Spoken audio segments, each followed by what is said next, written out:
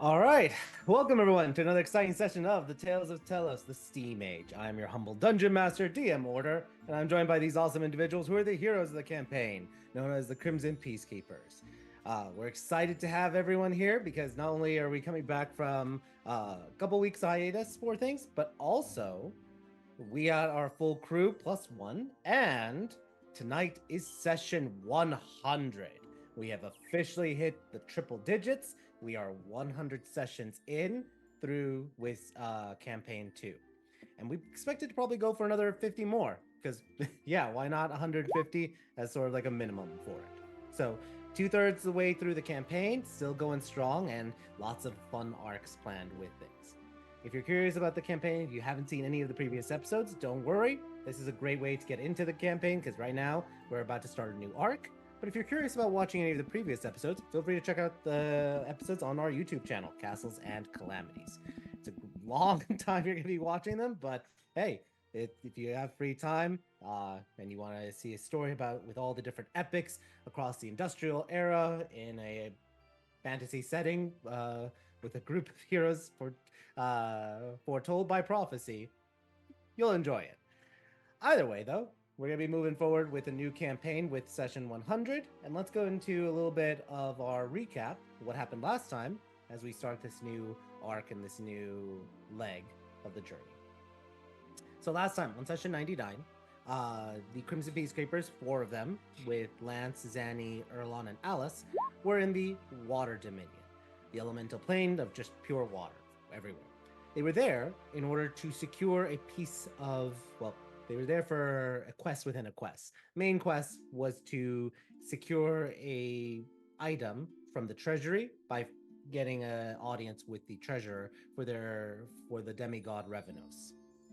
In order to do that, though, they needed to rescue a water geniekin from the silty border, the divide where the water and the earth dominions overlap and starts to get very silty in the transition between the two elements.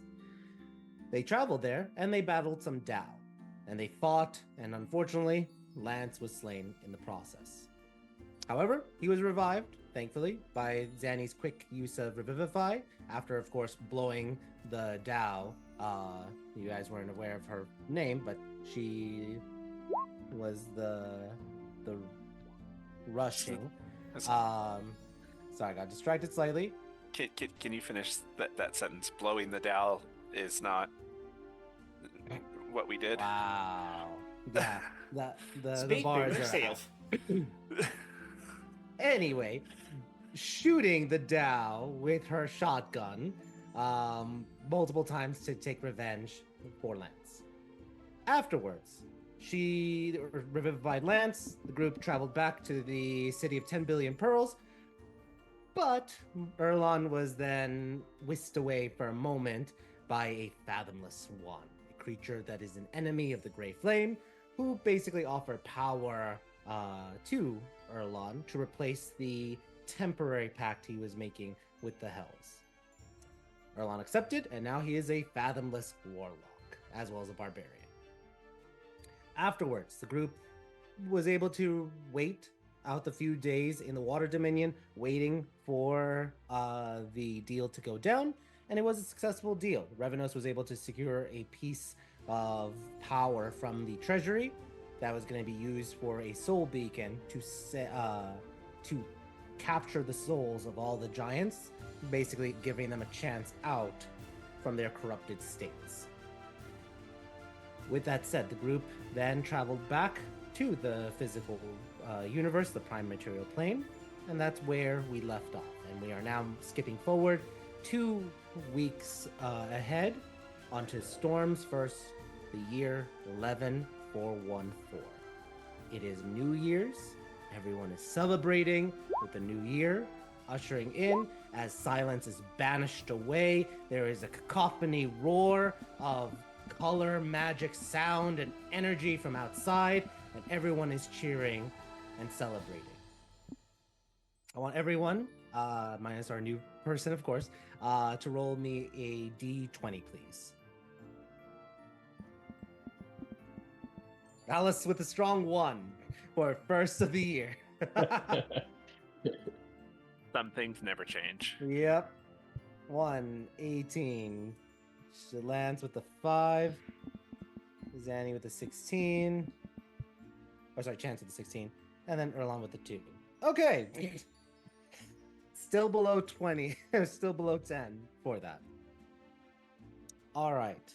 But we did roll 42 combined. 42 combined. Hey, number of the universe. Okay. Going to skip for a moment, use Zanny just for the moment for it. Chance, what is Chance doing for the new year? Like, is she part of this? Would she have tried to gather or done anything for celebrations? It's sort of like a typical New Year fashion. People wait up until midnight and are especially looking outside because that's when color returns to the world after the month of twilight and silence for it. Is she celebrating in any fashion, spending time with any family or friends? What is Chance doing to kick off the new year? Or does she just sleep? Sleep through it?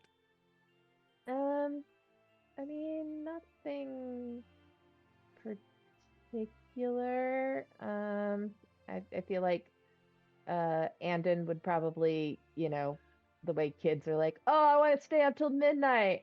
So she'd, probably just like, yeah, okay, you can stay up till midnight. So have like a little celebration, but not like not for her. Yeah, she's just for the kids. That's fine. Awesome.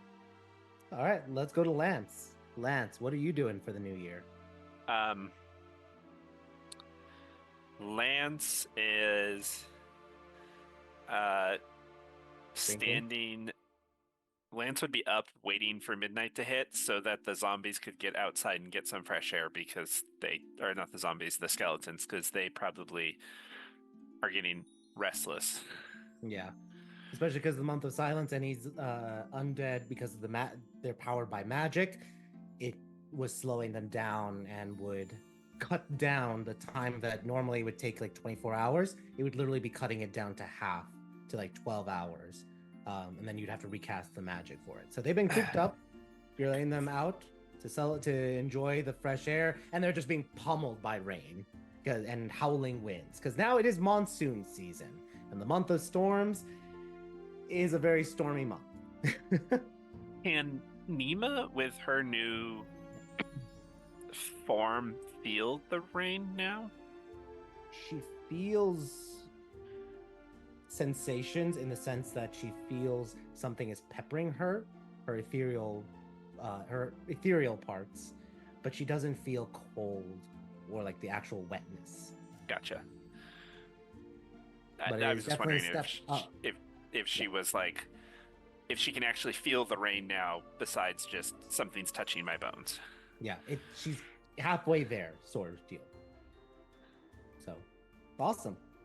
All right, let's go to Erlon. Erlon, what is Big Red doing to kick off the new year? Or is he just sleeping through the midnight? Where are we at with the movies right now? Right now, with the moons, Movies. I would say the very beginning. We have multiple movie deals. Wait, moons or movies? Movies. Okay, I heard moons. I'm sorry. Oh, movies. No. So with the movies, they can't film anything until spring. But you've been getting like notifications about like other people that are signing on with the projects.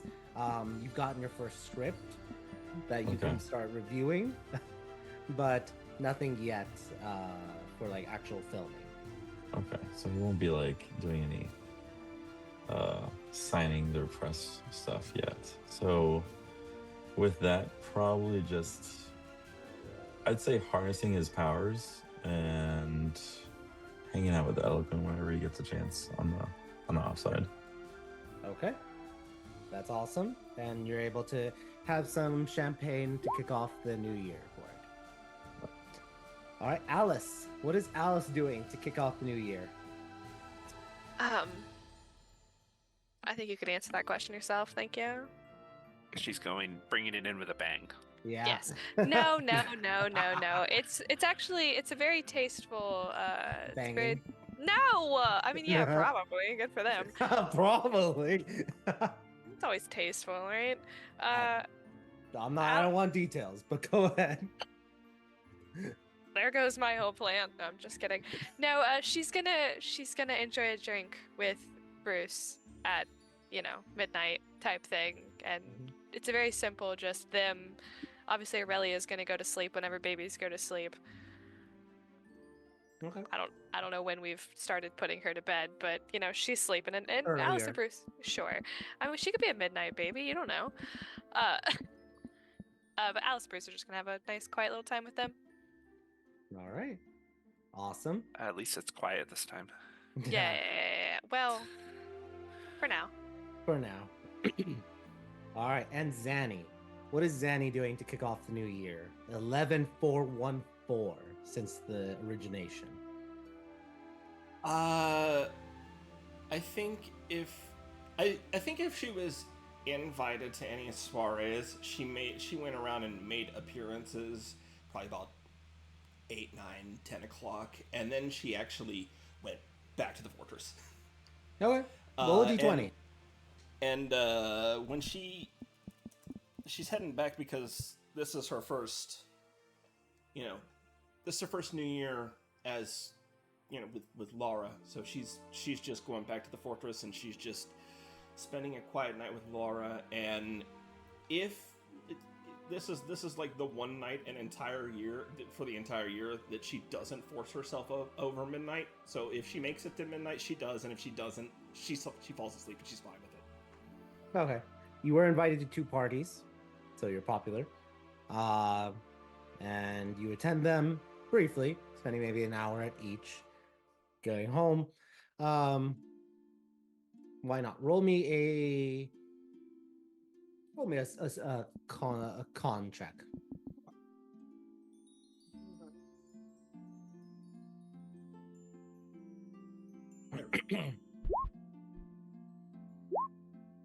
Yeah, you pass out. You pass out before midnight comes around. So I'm not trying to, every other night I've got something else going on, and usually this is like the one night a year where I'm like, you know what? If I fall asleep, I fall asleep. I'm over 100 years old, I'm good. Yeah. All right. And yeah, Chance has an interesting that she would have invited Laura and Deceit to both go to like a kid New Year's with that and all the others. So they're all celebrating elsewhere. Zanny's just like sitting on like an armchair and just if Laura wanted to go, by all means, like, yeah. But she's New Year's has not been a party thing for Zanny for 40 years. That's fair. And so she's just kind of, even when she got married, she still would just like crash on New Year's Eve. All right. And as you crash, you start to have very vivid dreams, and the power or the dreams feel so surreal and lifelike. You are kind of like thrashing in the chair a little bit. Well, let me ask, does Zanny fall asleep in an armchair, or would she just go to sleep in her bed? In an armchair. That's Okay. her preferred method. She rarely sleeps in her actual bed. Okay. So you're kind of like thrashing a little bit in the armchair. You're kind of like grabbing the armrests and just like squeezing and sinking your nails into them. It's almost for a moment overwhelming, the dreams that come as magic returns to the world. You are overwhelmed in your sleep. Even in a different plane, in the demi-plane, something within you feels like it's warping. And you start to have visions in your sleep. What did Zanny do over the last 2 weeks? Any conversations she had with anyone, or anything that she did particularly?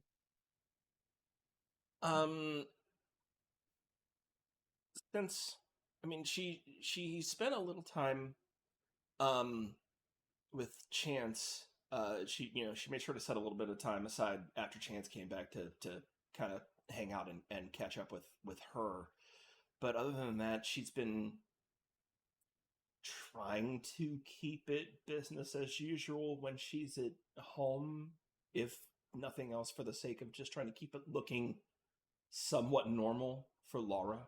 So she's she's mostly just been restocking the shelves, making sure her own personal stores got, but it's only 2 weeks, so she's just making sure the larders got refilled, like, and then her personal bags got restocked, and then everything else has been like some idle time, either brewing potions or training with like Alice or Red, or doing some Oracle training with Chance. Yeah. And well, seer training technically at this moment. Well, yeah. I'm always misspeaking when I say that. No worries, no worries. So yeah, you see that in your dreams. It's like almost like your flashback memories of it, and then it sort of becomes disjointed, and it hurts as it's disjointed, and then it shifts, and then suddenly you are seeing Lance. What Lance was doing the last 2 weeks. Lance, describe what you've been doing the last 2 weeks that Zanny would see in flashes. And you're on mute. Of course I am. You would see Lance. Well, first Lance went on a little date, and you can see he left it and was kind of like shaking his head when he left, like that didn't go well, but it wasn't her fault. And then you see him quickly talking to Amara, and then he comes back and you see him working and fixing all the broken bodies he brought back from the plane. The water plane. And when he does this, the magic jumps and hits Nima, and Nima grew her new body, which I'm sure you've seen by now. Because she's probably wandered around. So she's starting to get an ethereal body. And then you see him going to meet Katya, and he's able to push the hag's power out of Chadwick and bring him back under Lance's own control with Lance's positive energy magic. And then he takes him to the Temple of Grace and has him resurrected as a full human again, or whatever he was. Mm-hmm. Human. Yep. Yeah, I didn't remember if he was human or half elf or whatever. And he is now alive and well and not a zombie at all anymore. He's a normal person, something that even Zanny knows should technically be impossible. Mm-hmm. Great. And as that focus that Lance has been doing, Zanny, you almost start to try to like parse through those aspects of what Lance did, the learnings that he did, the spells he learned as he accomplished this. Suddenly you're yanked over and you start to see a little bit of Big Red. Big Red, what did you do the last 2 weeks that Zanny would see? You're on mute, by the way, if you're talking. Yep, man. It's like we all don't know when we're muted. Yeah. So mainly was just like I said before, just the training wise with the warlock. Getting to tap into my own powers, trying to understand them more, but also trying to find out a little bit more when it comes to the Gray Flame, and remembering that that was the main priority for him currently. Did Erlon have a conversation with Chance? Do not have a conversation with Chance. That's up to you. I'm asking. Would you have they had a conversation with Chance over your warlockdom? No, what I want to have a conversation with Chance though is about the situation with the fiend at Well, one no, point. so that's what I'm asking is, did you have a when you came back from the water Dominion, did you have a talk with Chance about you becoming a warlock? Yeah, it would have been more about the fiend aspect of it. Yes, the Okay. prior So commitment that I originally made. that's fine. Do you want to RP that right now? Oh yeah, we can. We totally can. All right. Chance, and what happens, Danny, as you're looking at it, it's weird. You're pulled into this random conversation, but for some reason, it's almost like half of it is gone. Like you're having trouble seeing or having any aspect of being able to see, hear anything that has to do with Chance, as she is also a fellow seer, and seers can't spy on each other. Oh, It okay. almost is a little difficult for you even to be in this memory of the past, but you're still able to get the gist of what Chance is because of the situation and your bonds and connection to her. So, Okay, now that Chance makes more and sense. Erlon, take it away. No, Chance and Erlon, take it away. What? How do you approach each other in the fortress? I mean, I had already talked to Lance, who told me A, that Erlon died, and B, that Erlon was doing warlock shit. Oh shit. So yeah, Well, he he doesn't shouldn't know And have that. also told you. Danny told me that Yeah, he he doesn't was They know doing that. warlock shouldn't So have shit. told you. both of you, let's just set the scene. Where does okay, I'm just gonna roll for it. Odd Alice or odd. I just saw Alice's comments about. Sorry. Okay. Odd will be Chance finding Erlon. Even will be Erlon finding Chance. Odd. Okay. Erlon, you're at the gym at in the fortress. And Chance wanders in, suspecting where he would be. Take the scene away. Yeah, you're not hard to find. I hear that a lot. Um, how are you doing? No, they're really good. How was your little adventuring of your own? And it was fruitful. I came back with some presents for everyone. Ooh, Uh, presents. I do like presents. yes, yes. Um, and What'd you get me? I will give you your present, probably. Um, Probably. Hold on. What? do do you want the good things first and then for me to yell at you, or do you want to be yelled at first and then, get a little prize at the end? Well, hold on, Chance. The yelling part, yeah. We've already been through this before with the whole situation with your sister. What did I do now when you weren't even here? How could I Oh, piss you off? I was told that you died. Yeah, that's something that people shouldn't talk about freely. I'm sorry. I shouldn't know that you died. No, that's not what it is. But I mean, like, it's not something that people just say, oh, yeah, hey, the strongest guy in the group kind of died. Like, you don't just say that. well, they didn't say it like that. I was talking to Lance. I saw to see how he Oh, is. He also died. he did? Not happy Yeah. about that. Well, good he told you that, too. And I was talking to Zanny, and she was broken up about it. Uh, Oh, yeah. Yeah, I've been meaning to talk to Zane about all that. I I left you alone for one mission. Yeah. And you know what? I guess it only took that one mission for us to all fall apart.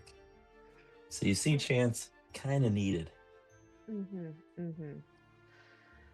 I'm going to try to take that. Uh, but just I I Well, mean, I'm the one who died here. What are yeah. you stuttering about? Okay, first of all, I already died, so Fair, fair, fair. Don't want to take that away from you. second of all, I'm upset. I care that you died, and that affects me, and I don't want you to die. Please stop dying. Well, yeah, I really don't want to choose to die any other time, so I'm hoping that this might be the last time. All right. Please, But please be more careful. yeah, well, that's not in my vocabulary, especially with you guys and having to defend you all the time. But look at Careful this. can still be in there. Careful can Chance. still be in there. But Chance, the good news is, right? Sometimes, like a phoenix, it has to die to rise up again even stronger. And so that's exactly what happened with me. Like a phoenix. I'm thinking that might be the next movie I'm going to be in. I mean, phoenixes are, I guess, big and red. They are big and red, and holy shit, when you see a phoenix, it's kind of cool. But I know you don't want to talk feelings, and we can go in the other room if there are too many other people in this gym. How are you actually doing? Actually doing? Yes. I mean, I feel like I'm an open book for you guys. I don't feel that way, no. Yeah. Well, you died before. How'd you feel when it happened? Really, really bad. I mean, I disappeared for I had to take a year to get over it, which is Yeah. why I don't think that after 2 weeks I would be over it, which is why I'm asking how you're doing. Or not even 2 weeks. It's been 2 days. It's been a short amount of time. Well, let's just say that when it happened, yeah, it was, how you can say, pretty hard on me. It was probably the hardest hit I've ever taken. Not because I died, but me in general. It was just a hard hit. I know for me, it well, one, it felt like a failure, and I am very hard on myself when I feel as if I failed. And two, Yeah. I'm not afraid to die. Like, if it was just me dying, if it's just going to the afterlife, that's not a big deal. But I have people that I love, and people that love me, and people that need me, and I did not want to leave them. And that was the part where there was a lot of emotional stress. Well, yeah, but that's the thing, right? You you always say that I don't open up that much. When you are just the same, you really don't open much with us either. And you've been kind of an individual this whole time around, which isn't a bad thing. I mean, you have a lot of strengths. But me, I died failing at protecting the people that I care about right now. And that's why I'm not taking a hard hit in the sense of me feeling that weak. It was more because I couldn't be the person that I'm supposed to be for everybody else. Yeah, which, yes, that's kind of what I was saying. Eh, you don't show it, Chance. I literally was just telling you about it. You were saying it, Chance, but not showing it. This whole time I felt like, you know, I'm the one that's been opening up when I was the one that was always so close-minded, so closed with my emotions. And now I've been almost forced to show my emotions. And you're asking me how I feel after I was dead. I feel like shit. I feel terrible about it because I, for the first time, failed at something that I've been striving so hard to do since I've met you guys. And I've been doing so good at it. That's the thing, right? Every single fight we've done, I felt like I was the one that really, really, really rose to the occasion and became the hero that I've always wanted to be, right? But I wanted to be the hero for everybody else. And I was a hero for you guys. But then, within like a couple of hits, it wasn't even the full battle. I was taken down. I was literally immobile. I couldn't even do anything about it. It felt terrible. I understand that. Okay. I in the how do I in the interest of opening up there, I want to share what I because I had a lot more time to process it. I will share what I processed from my similar experience. And Go ahead. that is about letting go of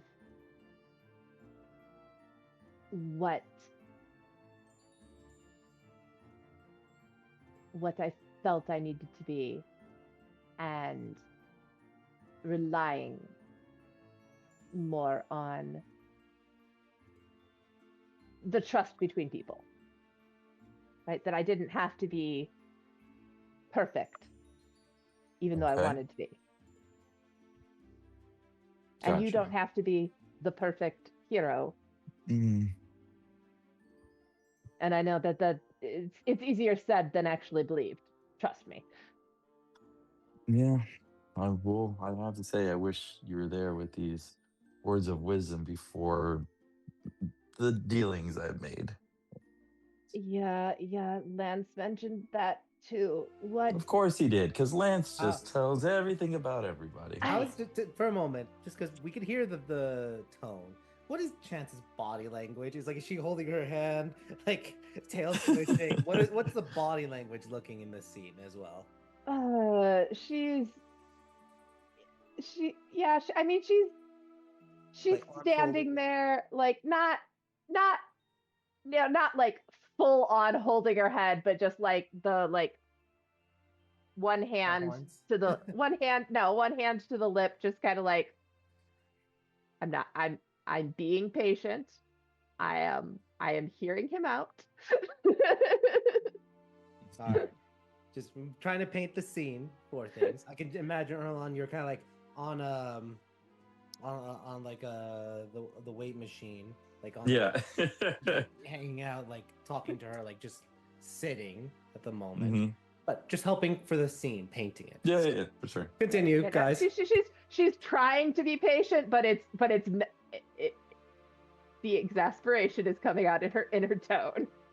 Yeah. And basically, like, every time he stops to talk to her, like shoulders, or sorry, elbows on like his like knees, like in between his workout. Every time she talks, he's there, but like not fully there, just quickly doing some reps, but then still listening to what she has to say. All right. Tell me the story Hmm. before I make any. Assumptions? Yes. Well, I mean, in that kind of case, I feel like you should talk to Lance because, like I said, he apparently shared everything with you. He did not share everything. He Told was you pretty. everything. No. He told me that I needed to talk to you because Mm, he was taunting me, is what he was doing. gotcha. So he planted the seed, and now I'm the one that has to watch it grow and die because I already was kind of a little fearful of this conversation with you. But see, so you should be grateful to Lance that he primed me for this, and I already had the big reaction. So Oh, now I am patient. well, that is one thing I can thank Lance for. Uh, like I said, it was a moment of weakness, and I remember before with Alanara that she did offer me power, and granted, I didn't really speak to the rest of the group about it. Unfortunately, I mean, of course, Zanny and Alice had to, butt in. But you know what? They did give me their 2 cents, which was helpful. But I knew this was a choice and a choice of my own. And it was nice that they kind of gave me a heads up about it. So yeah, I spoke to Eleonora in my dreams. I mean, she showed me everything that I would love to see. And that was glorious. It was great. I mean, I have to tell you, the when when I was laying there on the bed, seeing this an homage to me, it was like a shrine, a big red shrine. I was amazing. I was putty in her hands, and it was just, oh man, what I would do to be back in that. Well, so besides that, not where we're going with this, but yes, she showed me what I wanted to see, and she gave me power and a pretty badass axe, mind you. Mm-hmm. And granted, the axe was I used it. She we didn't come up with a contract or anything like that. She said, "Hey, try out these cool powers. Check out this axe." Ends up sucking souls, the usual. And that's exactly what I did. The next fight we had, I was able to strike and strike really well and suck different things powers into or souls into this axe. And I quickly figured out though that these souls were probably going to go to her, and she would do whatever she wants with them. Mm-hmm. And thankfully, I was pulled away from that by a fathomless one, which I don't know how you're going to react with that. And kind of got these warlock type of powers again. Unfortunately, I lost the badass axe, but now you can kind of say I made a pact with it, and yeah, that's kind of the rest is history. And what are the terms of that? Well, I mean, you'll be happy to hear it's not the same terms I had with Elenara. Well, apparently you didn't have any terms with Oh, Elnara. yeah, Thank well, the gods. yeah. Okay. Well, yeah, basically. I mean, she didn't really Or are you go just into too meaning that many you didn't details. fuck the fathomless one? In which case, also good. Well, I wouldn't want to fuck something with that many tentacles. It was be terrible I for don't all know of what you're us. into. So far, not tentacles, but besides that, I didn't fuck her either, actually.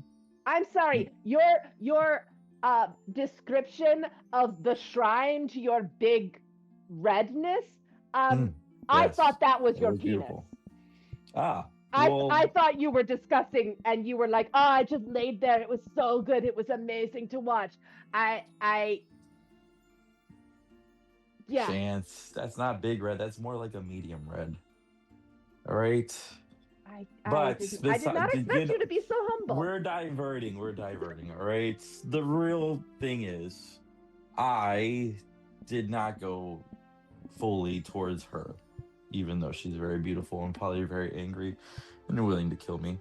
I went to this new one, and the pact. So the question in the pact was basically to use these powers, and for him or it to witness Aramir through me, but then also to take down the Great Flame, or at least the followers of the Great Flame. I mean, that's reasonable. I'm not sure about if it's just watching the world through you, or going to do things. But that's a discussion for another day. And that's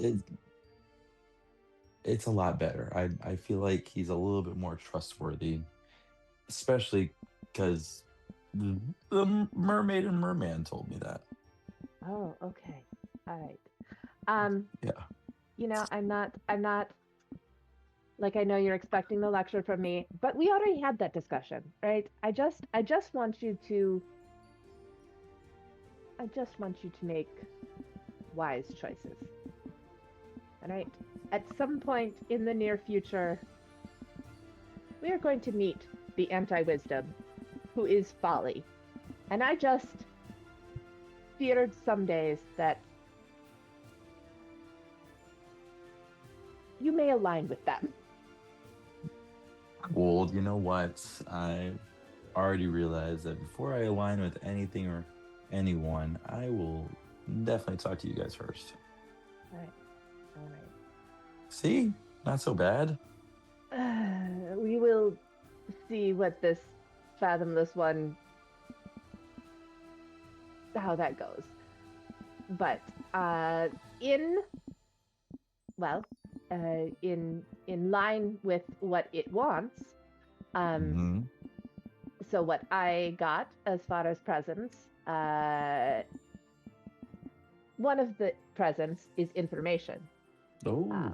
I was working in intelligence and got paid in questions. And I did not only ask questions for myself, but questions that I thought would help the rest of you as well. Nice. Awesome. On your behalf, I asked if anything that would help us find the Gray Flame. You know, we haven't really had any encounters or any leads on what to look for, and they said that they're probably going to try to steal the Macyths. Oh. The machines That's- over in the east, Yeah. and they probably have spies around there. So Okay. perhaps we should make an effort to go there and see if we can track down any leads for you, and also make sure that they don't steal a Macyth. That would suck. Yeah, I'm not gonna lie. Seeing those things kind of are. They're pretty scary. But also, there may be people around there that we can, find and get more clues from. Nice. Well, I appreciate that, and I hope you're happy that I didn't sign a contract with a very sexy demon You or have devil. It's a devil. it is. Yes, Yeah. they get. You would have insulted her, and she would have blown you up. Oh my god! But if it was in that room, I'd be totally fine with it. I don't know if that's a metaphor or It's not. It's not a metaphor. It was real. I'm telling you, it was real. It was great. It was just an homage to me. Okay, Now, doing. it's all right. I also have a physical present for you, but I'm not sure. Oh. Well, no secrets. No secrets. All right. Here you go. And she gives him the little figurine that I can't find at the moment.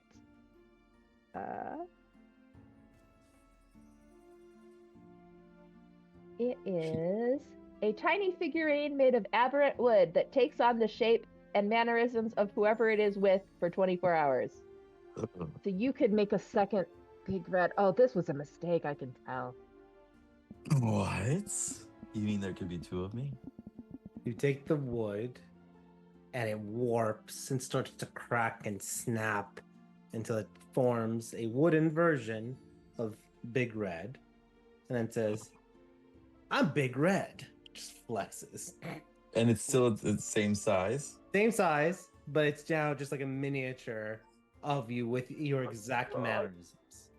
We need a lot more of these in the hands Yeah. of all the children I see. Yeah, I can All see the now that this is children. going to be your merchandising. Okay, All the you know children, what? Lance. All the children, Chance.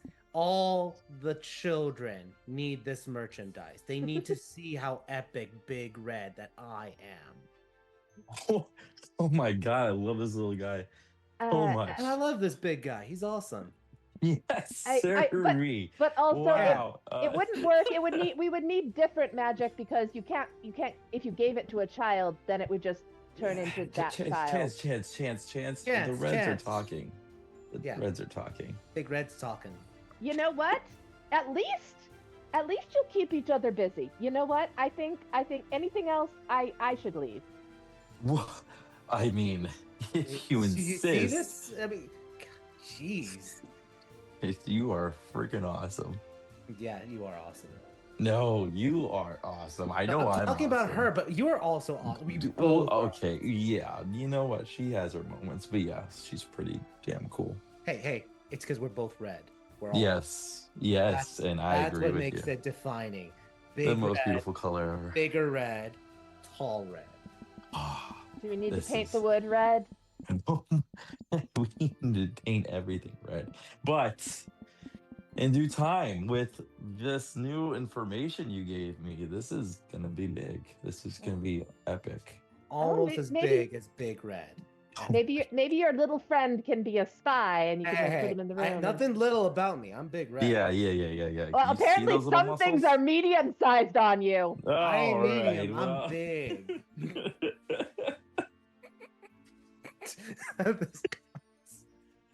Okay. Zan, you take a few points of psychic damage. Being I'm all pretty black. sure I'm losing intelligence points. Just full on intelligence score. And the scene jarringly switches to Alice. What is Alice doing during her downtime? I don't. I don't know. Not whatever that was. Yeah. By all means, let it be Bruce. I can't see anything worse than that. I mean, clearly it's Bruce. I mean, if you end up in my head, just for a prolonged period of time, it's gonna be Bruce. But So, Zaddy, you just immediately for a moment just start seeing Alice and Bruce making out, and you're like, no, and you try to zoom to another memory of Alice, and it's again them making out, and you try to shift it to another time frame. And, It's damn them girl, making how much out, you two it's just- fuck? It's just repeatedly, last 2 weeks, every day, she's just doing that because that's what she No wants. wonder to you do. order all the damn potions from me. Fuck.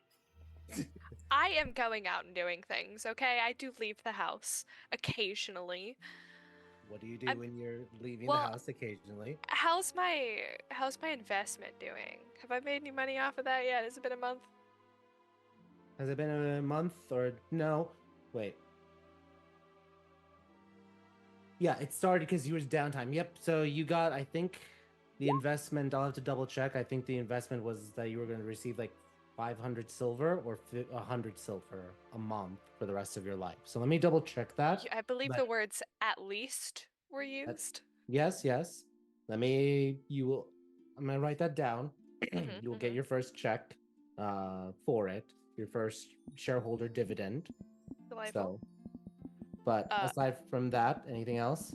Yeah, I'm gonna go check in on Zeta at some point to make sure she's, I don't know, still alive. Yeah, she is. Okay, good for her. I'm gonna invite her. I mean, she's still in Tamashk, isn't she?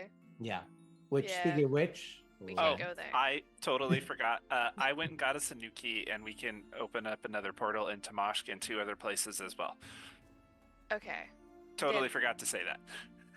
I will go to lunch with her one day, you know, just catch her up on everything. Invite her back to the fortress maybe and be like, hey, if you're ever in danger, this is the door. all right. Do you give her a bracelet or something? So that way she doesn't get electrocuted by the pylons. I'm sorry, electrocuted by the who? The pylons, the security Security system. pylons that Zanny installed. It literally blasts people with lightning. It's like an arc pylon. Since when do we have security pylons? 3 months. Yeah, before we left for Fireplane. Oh. Which yeah. you were a part of that scene, Alice. Was I? Yes.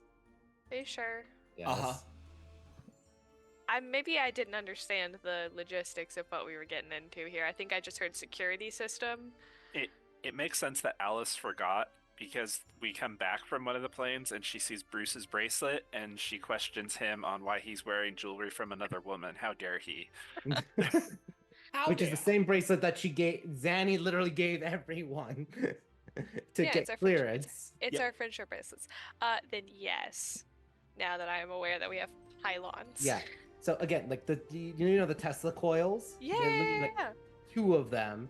Anybody that gets close to them are immediately hit with a lightning bolt, essentially from each one, unless they are having one of those bracelets? Yeah, no, I'll give her a bracelet. Okay. Yeah, no, and this is like definitely like an emergency situation type thing. I'll explain the security system, but also I don't want to come back to her being, I don't know, dead. Yeah. So, yeah, we'll go visit her. I'm also gonna spend the 2 weeks playing catch up around Zarek, you know, getting back into the normal swing of things as I can Mm-hmm. around Zarek. There's a lot of because it's silence, a lot of things have slowed down, so it's an easy slowly getting back into things because it's the month of silence. This is just when everybody usually just like beds down, slows down. There's fewer parties that are going on, fewer social events, just waiting for the magic in the new year to start things back up again. So is it uncouth to throw a party, or do people just not do it because they don't feel like it? Well, they can throw a party. It's just like you can't go outside with the party. Like you can't like wander the gardens or like their backyards or anything. Everything has to be indoors. But like I So- could throw a pretty nasty Mezer Mansion party. Yeah. And that Oh. is something that like it's not zero parties. It's just Okay. they're more calm or more toned down because it has to fit inside of a house. Okay, it's not gonna be toned down. I'm gonna throw a bash. I would like to throw a party, and I would very much, and this is close to New Year's, but not New Year's. But I would like to throw it's all indoors, but very just lots of people invited, very packed, very just like a good social event that kind of mixes highbrow society with, you know, just actually having a good time with friends. So, Okay. yeah. That's what I'd you're like able to. Awesome. That's what you're able to do then for it. Just to. Sorry, just reading the things. That is all great. Hopping around a little bit. Lance, where did you end up putting the door with Zarek? And you can talk to the group right now for it, but In that is Tamashk, yes. he would ask people if we had a plan for that. Otherwise, we need to go find a shack somewhere and put it there. Or something. Could do a shack, could do your uncle's house, could do the new like a random doorway anywhere.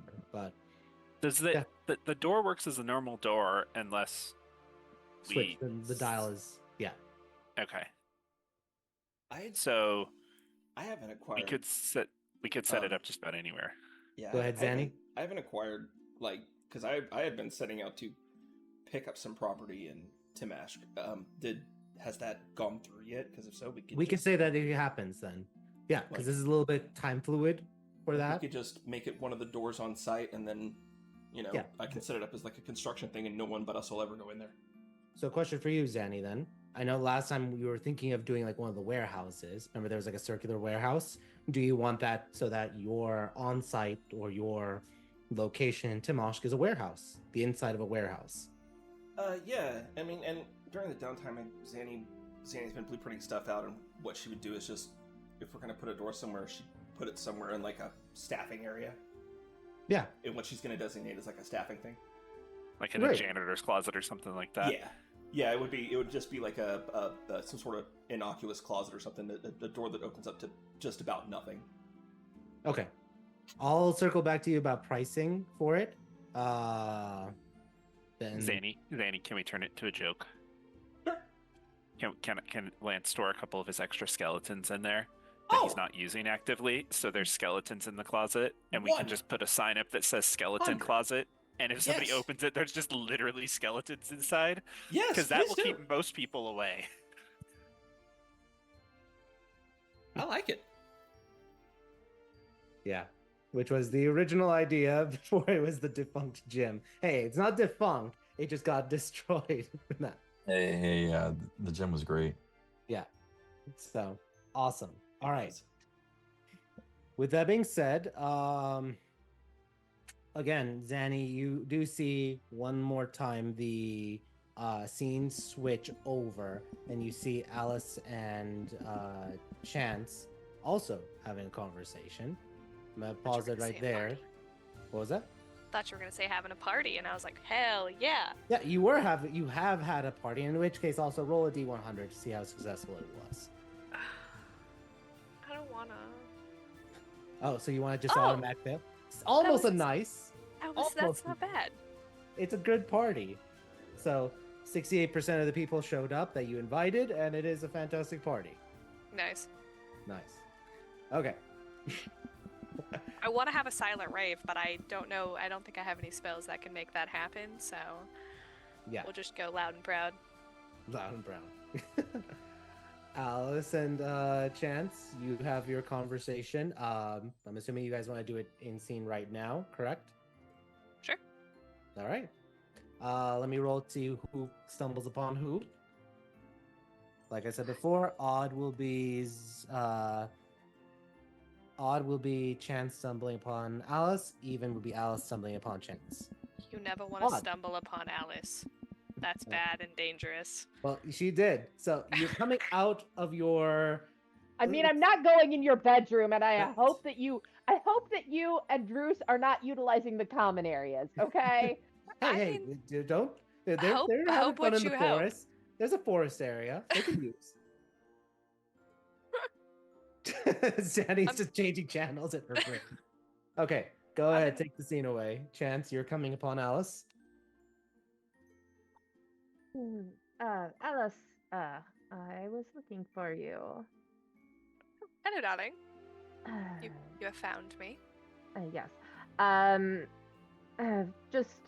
haven't seen any of you in a month, 2 months. I don't even know. I was 5 weeks. I was gone 5 weeks, and then you guys were gone a week, so it's been 6 weeks, a month and a half. Anyways, so I was just, checking in on everyone, see what interesting things happened. Apparently, a bunch of people died. Not loving that. You didn't die, did you? Oh, 16? No, it's going to take a lot more to kill Alice Meza than whatever took down Red and Erlon. Wait, Erlon and Lance. Mm-hmm. Red and Erlon. I like that. Sorry. Unfortunately, I'm a lot stronger than the both of them, so... Right. I should have given you the thing that I gave Erlon. To give Erlon? Yes. Well, the other thing, I came with presents for everyone. Darling, your presence is present enough. Yeah, I hardly believe you when you say that. But rather here, I have a bottle of liquor that came from, well, I don't know where it came from. It came from the fire, actually. But it came from another world where it was fed to the fire and it was rescued on the fire plane. So, very rare. Is it going to kill me? Actually, don't answer that question. I'd like to find out for myself. Truthfully, it doesn't say on the label, so it might. But you're Well- much stronger, remember, than the rest of us. So I'm sure you'll be fine. I also, if I were going to die, this is exactly how I want it to happen, so... That does not surprise me. Well, I Oh. mean, if you would like to share a glass and perhaps we could die together. I'm not much of a drinker. If you Yes, haven't noticed by this point. No, honestly, I just assume everyone is by default except for Zanny. And I assumed with Zanny, but she just straight up told me no. Right. Well, yes. At this, I also not a drinker. Like, don't, won't, can't. Somewhere between don't and won't. So I- can. I mean, I can. I don't like how it makes me feel.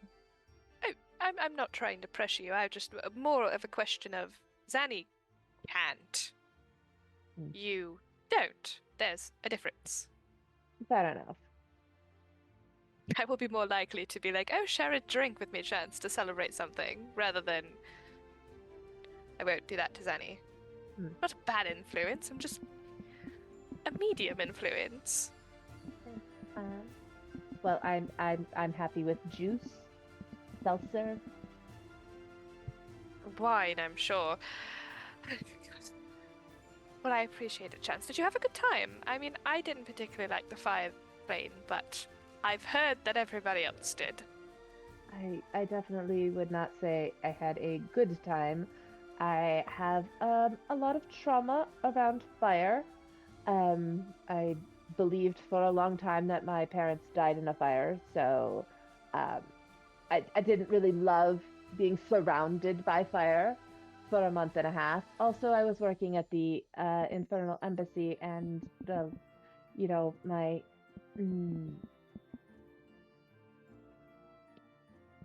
rocky Your- relationship with the Infernal. I thought you were going to say your love for politicians, ambassadors, and diplomacy. No, I don't envy your position. That did not sound exactly like a fun time, but an informative time for sure.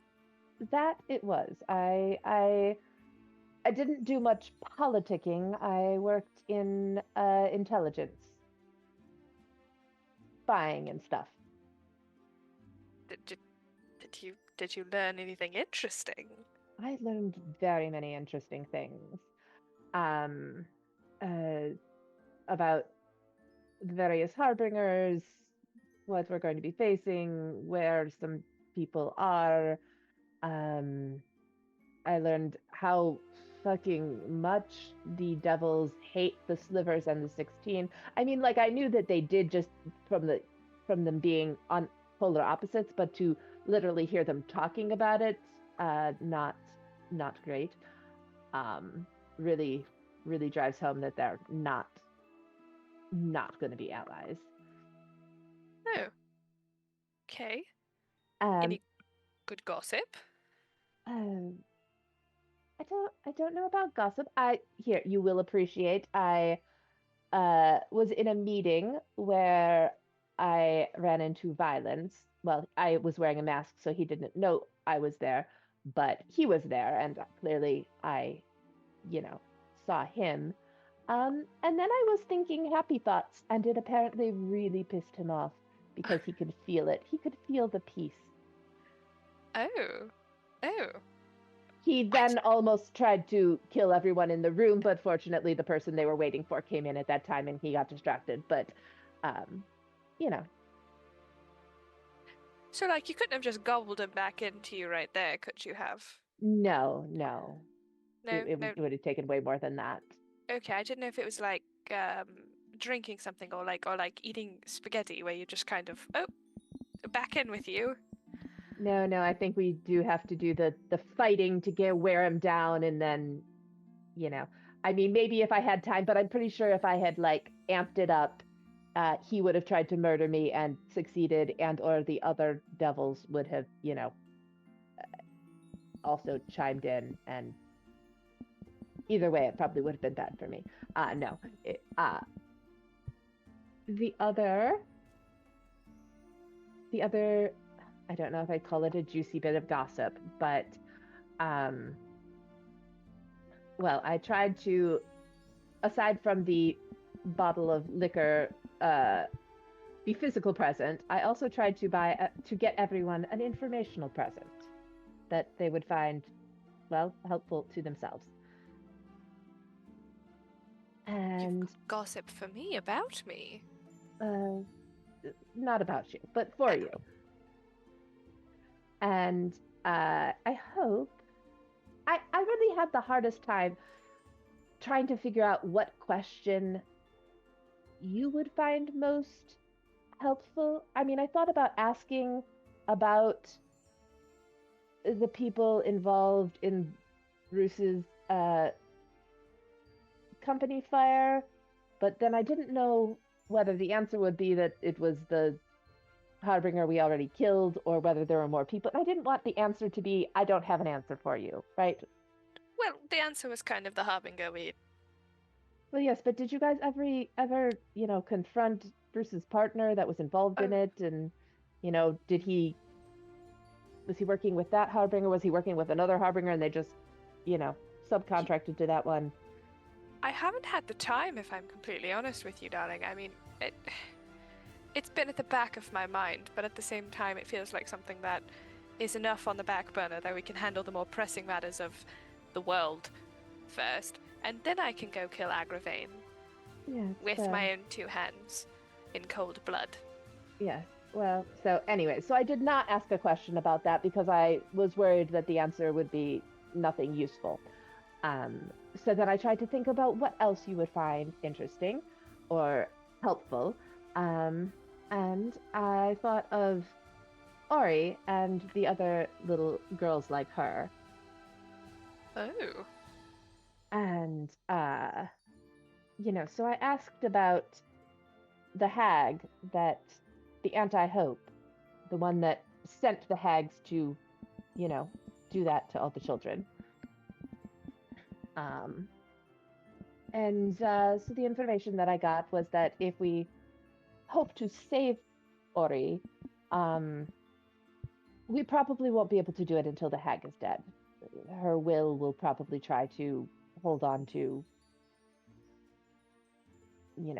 the children. So she is apparently one of the least hiding of this anti-16. She's the hag queen of the underworld, and apparently she's, in a palace in the underworld. She works with anti-ambition. Oh. So together, you hate them both. I do, and we have 13 years before I really, really need to, 12, probably 12, before I really need to worry about Ori changing on me. So we could just tidy this up really quickly before her first birthday. Yes. Yeah, well, yes. And the other children. Yes, and the other children, of course.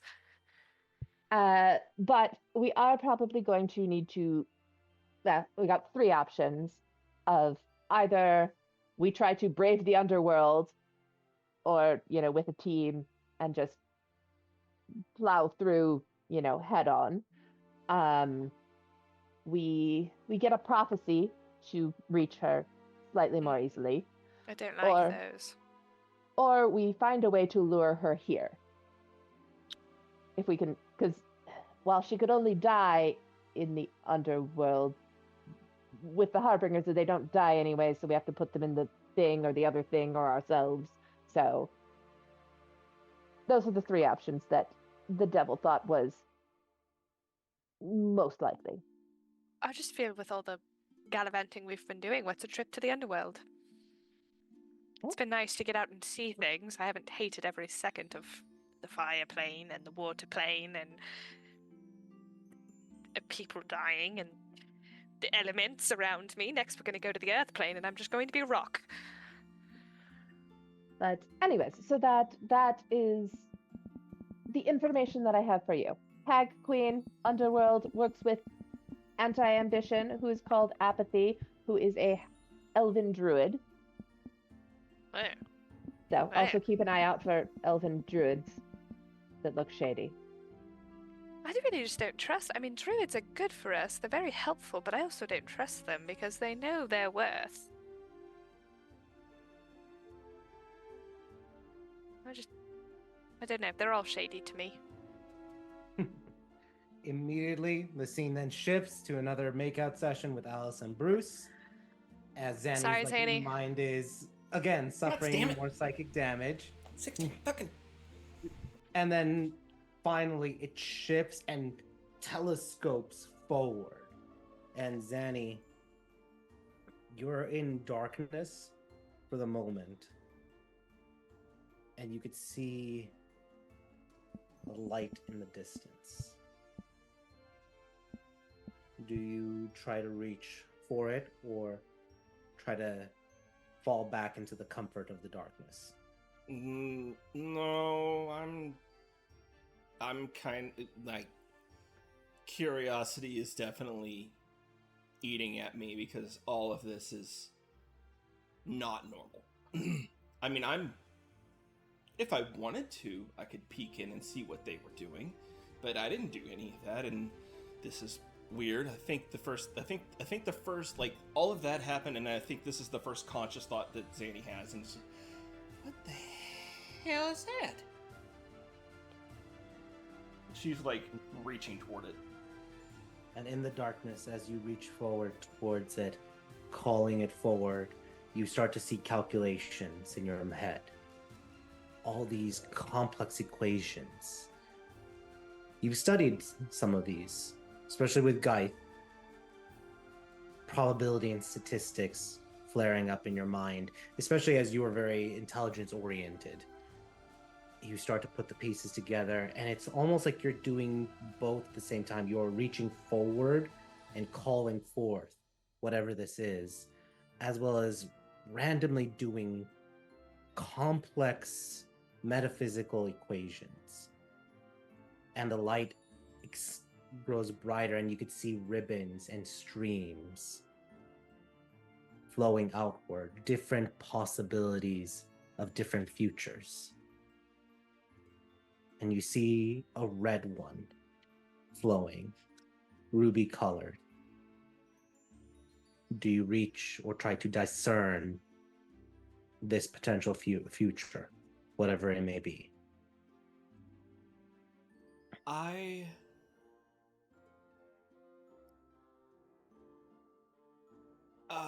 Curiosity wants to do it, but scientist inside me says, don't touch the thing you don't know. So I think I'm observing and trying to put the pieces together in my head. I'm not immediately reaching out and grabbing anything. Okay. You stare at it and you see different equations and different things, and there's almost variables that seem to be forming as you stare at it. And you have the opportunity. You see the number 7 flicker to 6, flicker to 5, flicker to 7, flicker to 6, flicker to 5, and it's on a loop between those numbers. That ain't right. That's supposed to be. Hang on. And I think that's when she like. That's when she reaches out and specifically touches that part. Okay. That ain't right. As you touch it, you aim to touch it with maybe perhaps 7. But right as you're about to touch it, it flickered to 6 and you touch it. And then there is a burst of energy and you are pulled into this vision. You see the different elements of the future. You see, and it is bombarding you. It is somewhat painful as you are seeing the most probable of universes with this associated number. Instead of the ruby 7, it is the ruby 6. And you are seeing different aspects. You are seeing a city floating up into the sky. You are seeing a battle between you and different harbingers. You see Leslie smile one last time. You see Lance confronting a woman. You see Erlon facing his brother, the gray flame almost kind of like cloaking his brother for that moment as there's this confrontation. You see Chance in the 9 hells, almost about to face the Avarice one. You see Alice facing or traveling into the underworld, everything clouded in grays and gray tones. The Queen of the Hags cackling in the distance. And then you see this figure walking forward, trudging along, perhaps in the shadow, in some type of shadowy realm. He's practicing with his dark magics, shadow magics. And then as he accidentally draws in the Sorrowsworn, these horrific entities, he pulls out his weapon and battles them and smites them. He breathes heavily before there's a soft clap. And he turns around and there is a figure in just absolute darkness with green hair and a cocky smile. I've been looking for you, Revenos says. And the scene changes over and over again. This person seems to be an ally. And in doing so, you feel different parts, different story elements that would have included, or things where you see like possibilities of Calliope or M now being not necessarily replaced, but them focusing on different aspects of their journey, their heroic journey in the Fey realm and other realms. Until finally it all comes crashing down in a blaze of ruby red. The endless wars just almost looking and turning upon you. And the vision shatters. And you wake up in a cold sweat, panting. Go ahead. What do you do? But Chance stumbles out and goes and flies outward. All right, roll me a D10, please.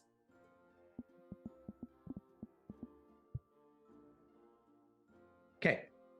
You go and it is all quiet in the fortress and you are just flying towards Chance's room. You start beating on the door, correct? Yeah. Okay. Chance, you wake up. It's 3 a.m. Chance. This has got to be important. What? Chance. What? How? I saw the fucking future. What? Okay. Oh, okay. I saw the future, it's and bad? I saw you, and I saw you and Erlon, and you were talking, and I saw a lot of the past, and then. Okay. Come in. I'm gonna get you some water, and then you can tell me. Okay. Holy shit. What time is it? Sorry. 3.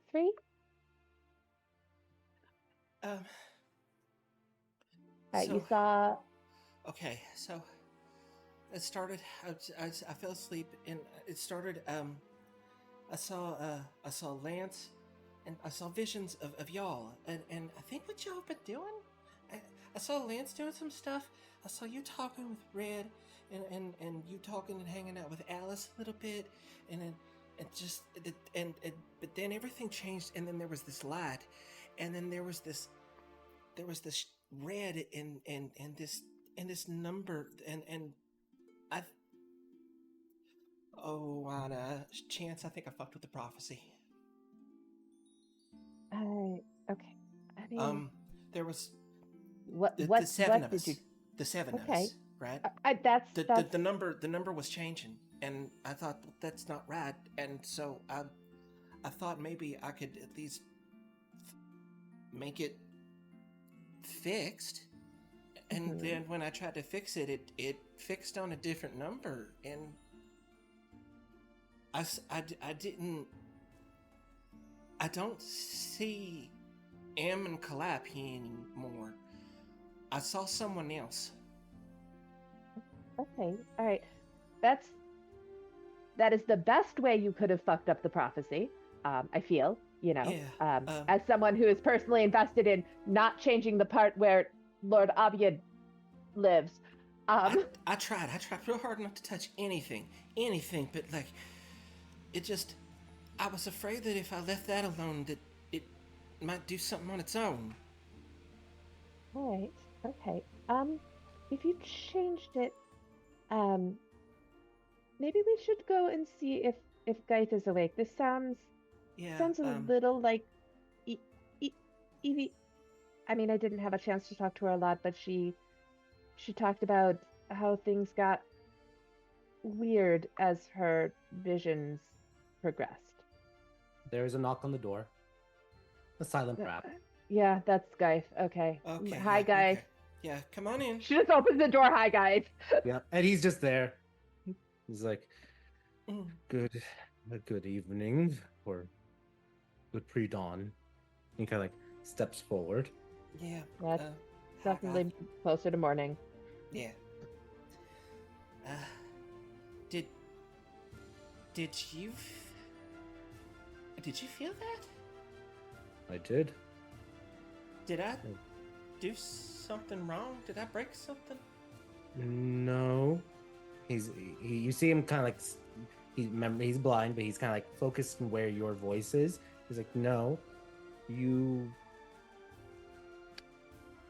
prophecy and the futures have shifted. They've been shifting ever since the realmic realignment. However, fate is supposed to keep things set in one path. I'm not sure if freedom or free will or something has intervened, but I do believe your powers of fate are growing, and they are becoming unstable in a sense because you are starting to reach your potential to become an oracle. Stable. Oh. You've been growing very fast. And so I think if you are ready, you may receive a prophecy for you to become an oracle. I don't think ready is part of the question, guy. I think it needs to happen. 'Cause what did I... Do you understand it better than... What did I do? I didn't, like, erase? Damn, did I? You did not. Ember... He kind of like reaches forward and places his hand on your shoulder. They're still alive. They're still fine. They're still heroes.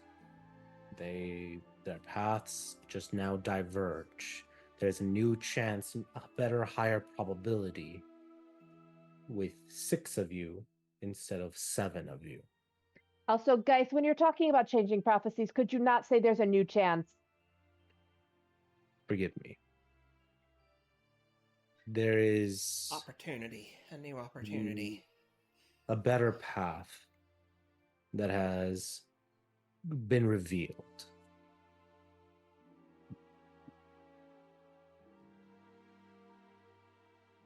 Okay, so did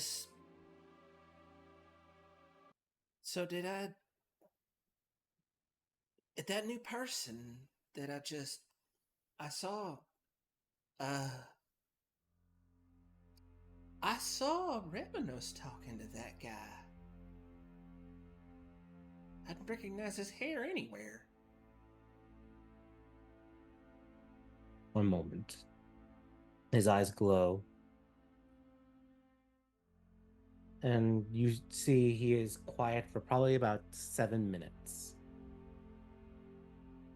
Then they blink and they stop glowing. Interesting.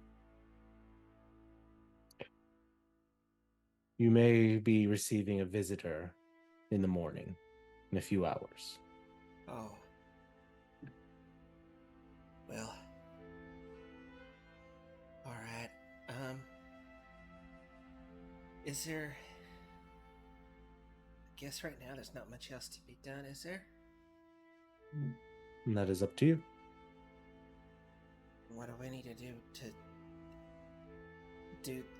Oh. What does this prophecy of yours entail? I mean, something to get me straightened out, I assume? Yeah, right? Yes. If you are ready, we can...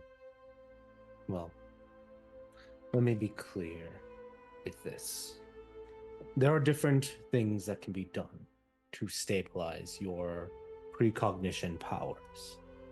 We can cut back on the training and curb the power a little, let it take time to settle. We can focus on ways to isolate your powers and focus them in different directions. Both these options are more preventative and may delay your ascension ascension into becoming an oracle.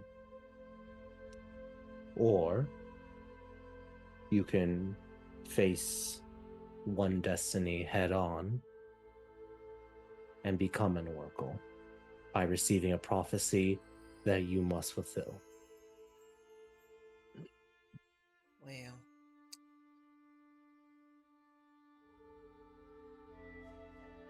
I ain't ever tried to do anything the easy way, so why start now? Why don't I go get some breakfast started? I sure as shit ain't going back to sleep after that. I'll just get started early. I'll go make breakfast and prepare to receive our new visitor, and after that, maybe we talk to everybody and get this prophecy rolling. Very well. Do we have to visit I forgot her name, the white dragon sliver of fate. I thought you said she gives out the oracle prophecies? She can. She usually does. I think, though, that I may be able to bestow the prophecy to make you into an oracle.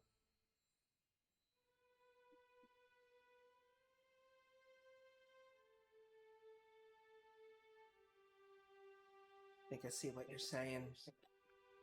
And forgive my turn of phrase. But And I think You're the the- only reason I'm able to do so is because you are endowed with the ruby. yeah, you started us off on this specific part, so it makes sense that you would have the power to course correct.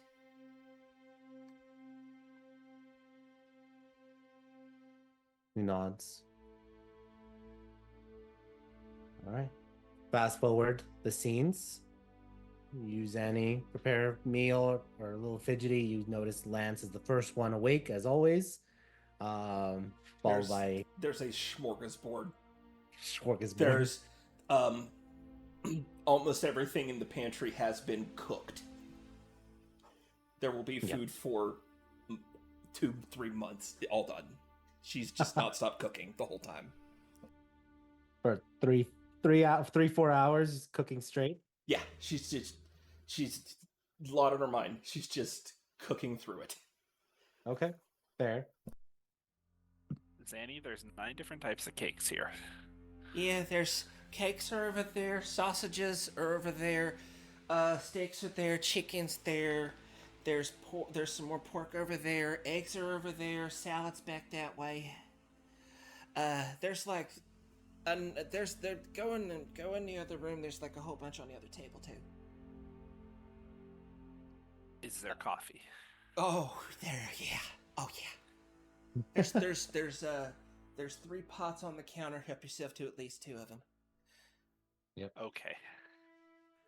We gotta talk. Chance is also awake. I think Alice would be the 4th person, then Erlon last. If memory serves, from usual. Chance tried to go back to bed, but like Zaddy was panic cooking. Chance probably didn't really talk to you, but I feel like she just like came and like sat at the kitchen table with some coffee, so you weren't like alone. Yeah. Zanny was Like Zanny. just in case you went off the deep end, she's just like, so she's like very bleary eyed. Yeah. Chance, there's 9 cakes. She went somewhere. I like cake, and if she was going to panic cook, I wanted her to panic cook things I wanted. I'm gonna say maybe only one. There's only one. How long does it take to bake a cake? I said 4 hours. It doesn't take long, especially when they're small. Like we're not talking wedding cakes.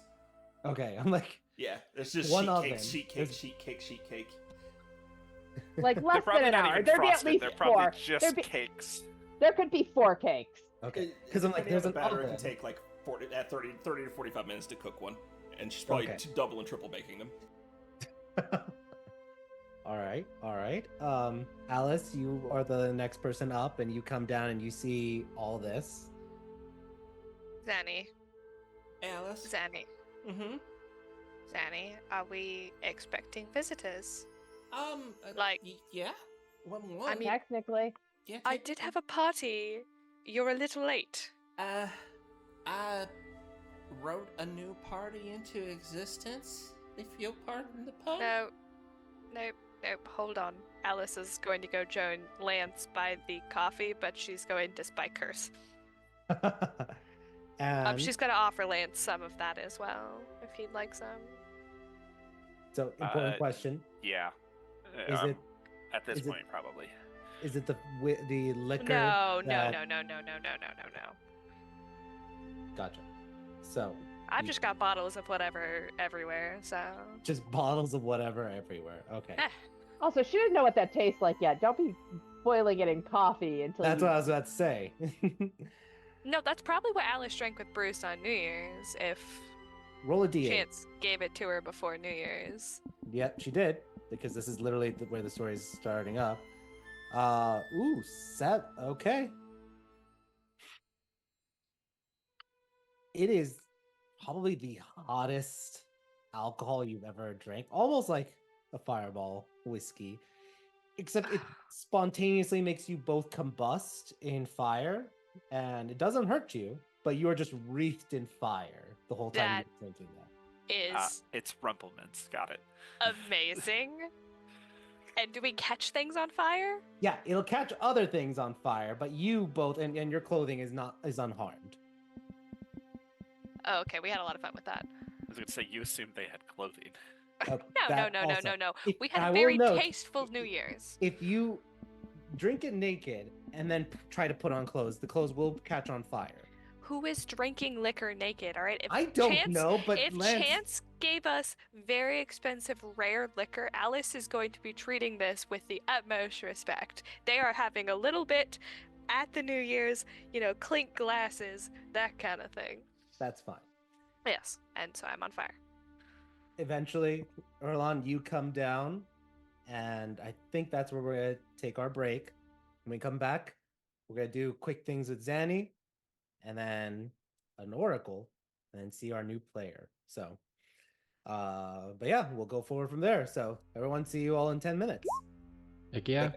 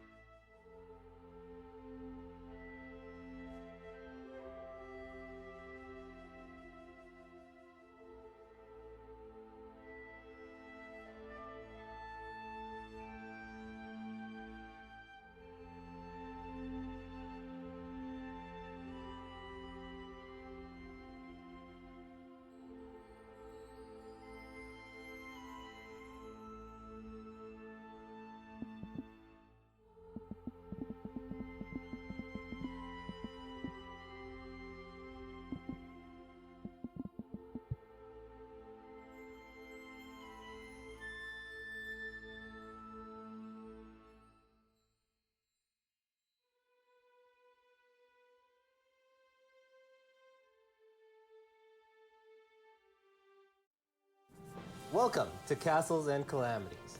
We're an American Dungeons & Dragons actual play web series, currently running 2 weekly games, one on Tuesdays and one on Thursdays. Our shows started streaming in August 2023 and have brought forward hundreds of episodes full of incredible story, memorable characters, complex NPCs, emotional role-playing, and exhilarating combat. We have lore, we have heroes, we have magic, love, and wit. So let's dive in with a little special insight video about Castles and Calamities. Join us as we tell you a bit about our journey, starting with first who we are. We've gained and lost people along the way, but the 4 of us you hear today are 4 of those who helped create Castles of Calamities and have been here since the beginning. Gassan. Brian. Tim. And Aaron. Over time, we've grown beyond the original 4 and currently have 9 players spread out across 2 campaigns. We are a group of friends who started playing during the pandemic. A lot of bad things happened in 2020, but one of the good things that came out of it was the popularization of online campaigns. Our first campaign together started in March of 2020 when several of the original players met through a campaign they found on a Facebook post. After that game began to fizzle out, we wanted to continue playing together and started our own campaigns.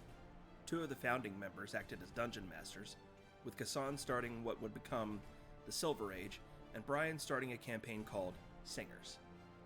They're sometimes playfully referred to as Order and Chaos, respectively, because of their contrasting playstyles. The Silver Age is a direct prequel to the current Tales of Tellos Steam Age, and was a campaign that took place in a fantasy setting inspired by Renaissance Europe, full of mystery and political intrigue, as a group of adventurers journeyed across kingdoms and plains to combat an evil group called the Harbingers. Singers was actually an acronym, which is how Acronymic Adventures got its start, and stood for the Sigil Investigation and Neutralization Garrison of the Extraplanar Rangers.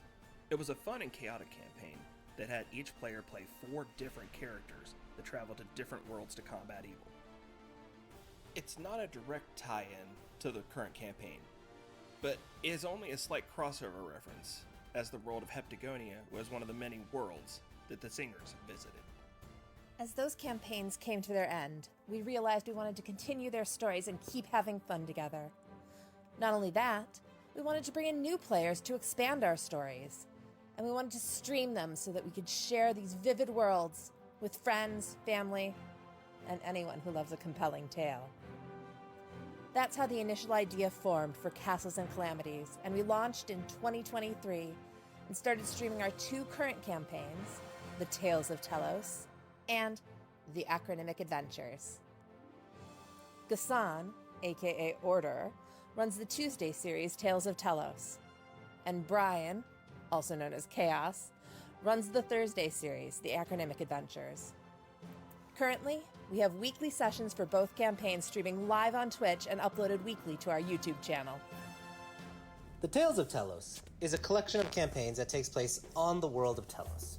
It is a large planet with 2 moons and has an extensive history of magic, heroes, wars, and political intrigue. The current campaign is called the Steam Age, and 200 years have passed since the events of the Silver Age. The Industrial Revolution has come to the lands of Eremer, a land of harsh deserts, lush oases, and bustling cities. New innovation and technology is pushing Eremer to grander heights. But for all of Eremer's industry and magics, civil war threatens to tear apart the mystical lands of the Sultanate. Neighboring nations seek to steal her secrets, and an ancient enemy seeks to bring about the end of the world. This is a story of many stories, with heroes, criminals, and travelers helping determine the course of history. The Tales of Tellos is a campaign set in a rich world with deep, expanding lore, complex characters, and of course, lots of actions. It airs every Tuesday at 6:30 p.m. Pacific Standard Time or 9:30 p.m. Eastern Standard Time. Acronymic Adventures is our other mainline campaign in a separate setting than Tales of Tellos. The current adventure is the Guild campaign, set in the world of Terrasol on the continent of Heptagonia. A continent shaped like a 7-pointed star, with a wild creation story involving the literal tug-of-war of the continent by rival dragons. The land itself is ruled by the Adventurers Guild, and the players start in the academy that trains those with talent in an attempt to prevent accidents of unrealized potential manifesting into danger. The land has gone through many catastrophic events and is currently recovering physically, technologically, and socially. But there is always trouble brewing under the surface that sparks many an adventure for those brave or foolish enough to seek it. Guild is a campaign where chaos reigns. Magic, mystery, and fortune are out there waiting to be rediscovered. Are you ready to join the grand undertakings in Land Divided? Join us Thursdays at 7 p.m. Pacific, 10 p.m. Eastern. Castles and Calamities is order, chaos, and everything in between. A group brought together by friendship, fun, and a love of storytelling. Both campaigns are expected to last several years, and hope to continue with future campaigns in the same worlds. We'll also be releasing new content, including character interviews, lore, art, game discussions, fan communities, and maybe even new campaigns in new worlds. So stay tuned. You can tag along on our quests at Castles and Calamities, all spelled out, no spaces, on Twitch and YouTube. Or take the easy route and just click on the links in the description. We hope you feel like a member of the party, laughing, crying, and sharing in all our victories and adventures as you join us on this journey. Welcome to Castles and Calamities.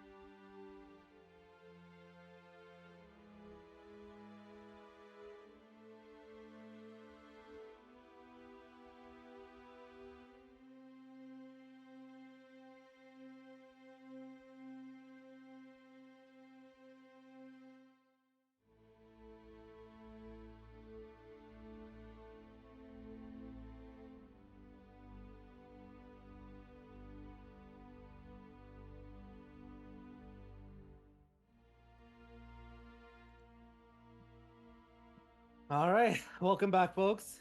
We just came back from our break. For those who just are joining, welcome. This is the second half of session 100. We are 100 episodes into the campaign, 50 or so more sessions to go. So 2/3 done with the campaign. We just are doing a little bit. We just finished some downtime activities for it, and now we're going into some revelation talks.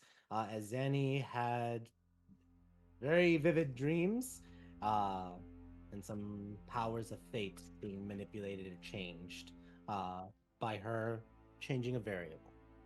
So let's get back into the scene. All of you guys are in the kitchen area. Geith is present for it. And Zanny, do you explain what happened or anything? If I remember right, Red had just come in. Did I need to know though? Did Red come in with the little Red? I think no, for the purposes of the scene, especially because he was with Eloquin, who would have made him put away his toy. Oh. But she likes him. Would she? She wants him to watch. Yeah, I was like, that's twice the Erlon. Oh my god. No. I don't think Erlon would appreciate other Erlon doing anything in that room. So I did. We did. They said watch, not do. okay. Watch comments. Let's just move on with it and just say, Erlon, you're there without your half red. I just wanted medium just red. kind of, or tiny red, whichever way you want to look at it. Is this when everybody's on fire? No, this is No. It is the brand new day for Erlon's mentality. He just had a fun night with Eloquent and just woke up. He's like, all right, it's the first of the new year. It's 11/4/14.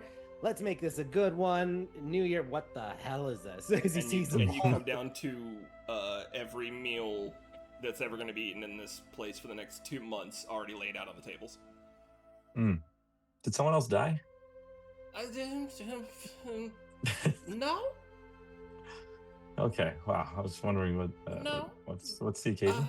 I'm stress cooking. Oh God. What did I miss? I need to start waking up earlier, I guess. No. This is something happened, and I was waiting for everybody to get up so that we could all talk. Okay. Well, I would be everybody. Yeah. So I slightly, sort of, kind of changed the prophecy.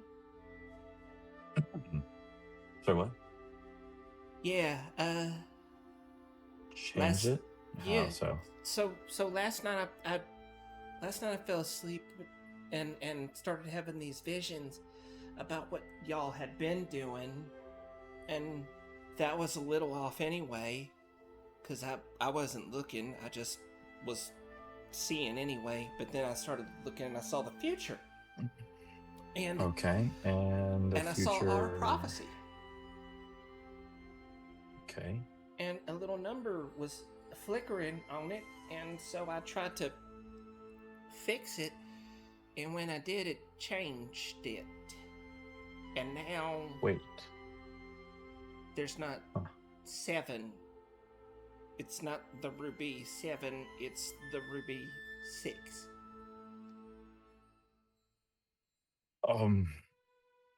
And that was 4 hours ago. And then I did this. And then you cooked, because that's what you do. Because it was that or make potions, and I ain't got no reagents right now. Gotcha. Did anybody check on M or Calliope? I mean, is there any way for us to? Oh shit!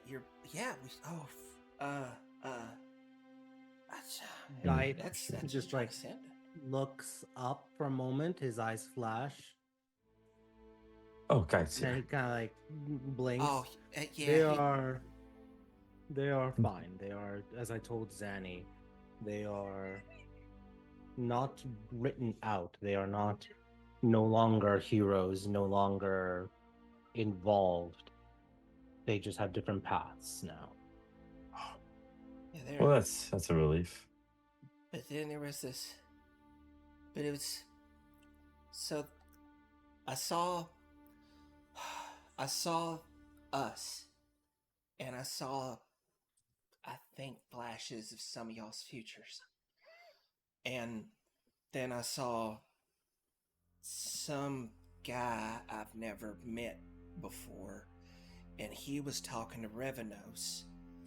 And Good morning, everyone. Motherfucker. strides in. Oh, I'm gonna fucking A. put more liquor into the coffee the second he walks in. He goes and he snatches the liquor from Alice and drinks it. No, that's mine. Revenos, And he don't just ruin my day points bowl. his finger and it refills. There you go. Just wanted to taste what you were having. How is everyone doing this beginning of the new year? I changed a prophecy, and you were in it? I am aware. Okay, Oh. so you are... Got it. Is that why you're here? Pretty much. He Okay. immediately kills a fly. And he's just like, allow me all to have the pleasure to introduce someone who is involved now in the prophecy, thanks to Zanishara. Allow me to introduce Azrael. And he gestures towards the door, and please describe your character. Fucking Revenos' pitch. All right, he is a pretty tall man in this like dark black armor that doesn't quite look natural. It's like chitinous, and the gaps in between are like sinewy and red, and it's glowing with like this weird light. And he has like really pale skin and long hair and these like bloodshot red eyes. He's got a shield at his side and everything, and he walks in. He's like, "So this is the place, right?" Indeed. Recommended by one Ripple von Crow's Feet, and ordained now by prophecy. Ooh. You are an ally, Azrael, to help them as they may help you. Wait, you know Uncle Rip? Oh, he's your uncle. Yeah. That's pretty he's cool. My uncle, yeah. Yeah, me and him go way back. You... Wait, way back? How long you know my uncle? Like since I was like a teenager, I've been working for the Silver Swords for like I was working for the Silver Swords for like a decade. Huh. I'm gonna have to talk to him about you next time I see him. Yeah. Wait, hi, I guess? First of all? Yes, I'm quite sure that this is probably a little much of a shock for all of you.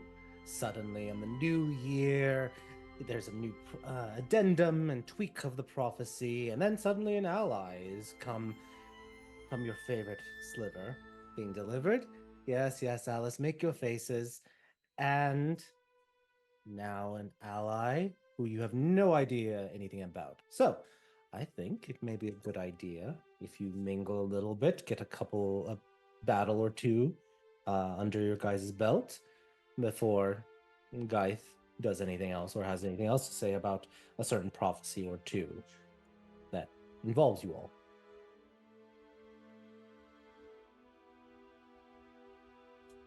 Questions? So this is your new bitch, Revenos, huh? My new what? Nothing at all.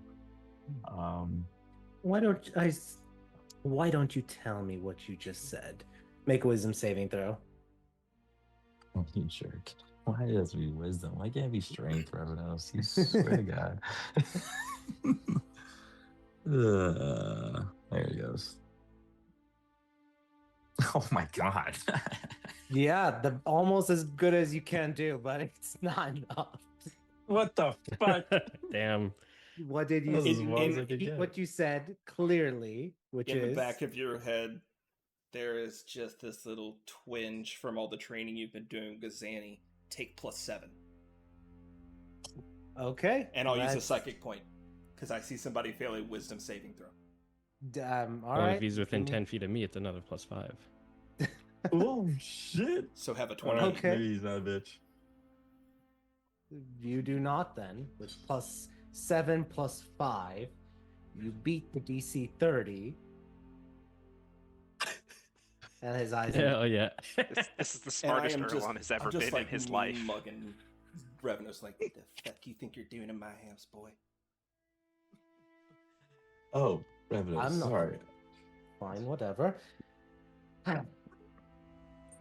Plucked from the Shadow Realm, young Azrael was found. Me, Grace, a sliver of death and the afterlife, wandering the realms, looking for lost souls that need shepherding, when suddenly the goddess herself reached out to me speaking that fate had been changed. Imagine my surprise. Slight annoyance, but interesting. A fellow who has a heart of an angel, yet wreathed in shadow and twisted light. Oaths spoken once, broken, but for a reason that even honor cannot condemn. The spirit of the vows rather than the words. It is little wonder fate has ordained this paladin sorcerer to be an ally of you all. See, I can be very serious when I need to, but I usually enjoy the fun and festus elements rather than the doom and gloom that comes with being Death's right hand. See, I think they go hand in hand, brother. Yeah. There is some joy that comes with death. It is called the afterlife and release. Now, if you all have any questions, speak now. Else, I do have a interesting little quest to bestow upon you all.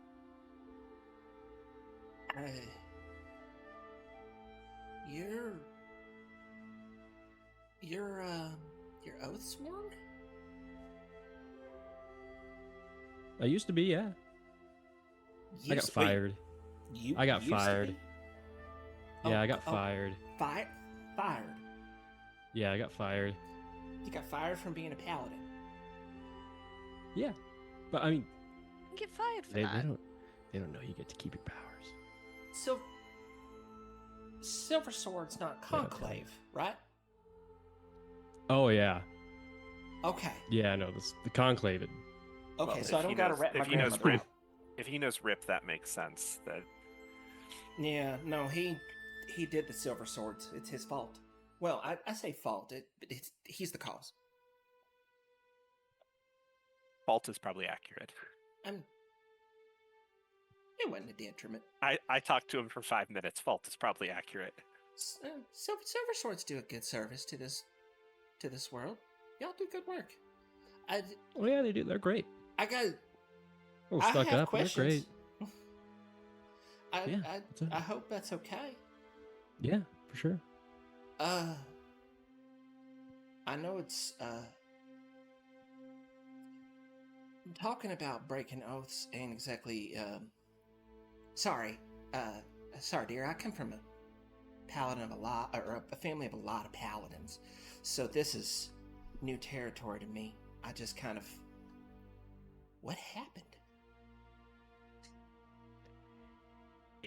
You know, it's sort of one of those like, I guess till death do we part type of oaths. Yeah. I know my granddaddy wasn't exactly Plus, happy about that part. Wasn't exactly always the most honest guy, but I mean, I had a little bit of I was a little bit on their shit list for a while, and I think that was the straw that broke the camel's back. I mean, did you? I normally wouldn't get into nitty gritty of this kind of thing because your business is your business, but you are a paladin, so your oath is kind of your business to everybody. Um, did you hurt someone, or did you not? Did you let some evil person go, or I'm just. I don't understand what could make someone do that. Well, basically my whole thing is we'd kind of like bust up cults all the time, all the demon worshippers throughout the land, and I mean, because I look fucking sick in this armor, I was usually able to sneak in pretty easy. I will give those cultists one thing: they got an eye for detail, and I'd sneak in all the time, and there was one where they kind of got the best of me, and I blew the mission. None of my allies got hurt, but they got me. But I mostly survived and kind of got corrupted in the process. But I mean, to be honest, it was a bit of an upgrade. Oh, Let's emphasize for a moment. You did save some children. You broke your oaths to save some children, right, Azrael? Yeah, that's right. Oh, that's important. Yeah, kind of missing an important detail there. Why honor is willing, the spirit of your oaths versus your actual words. Lance is calling one of his unnamed skeletons to sneak up behind him and touch him. Touch what? Lance is telling one of his unnamed skeletons to walk up and touch the new guy. Okay.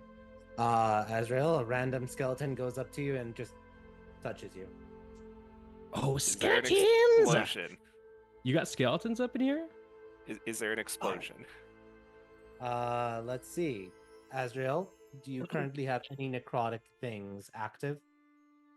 No, just resistance to necrotic and radiant. Alright, then nothing happens. And I mean the aura that buffs undead.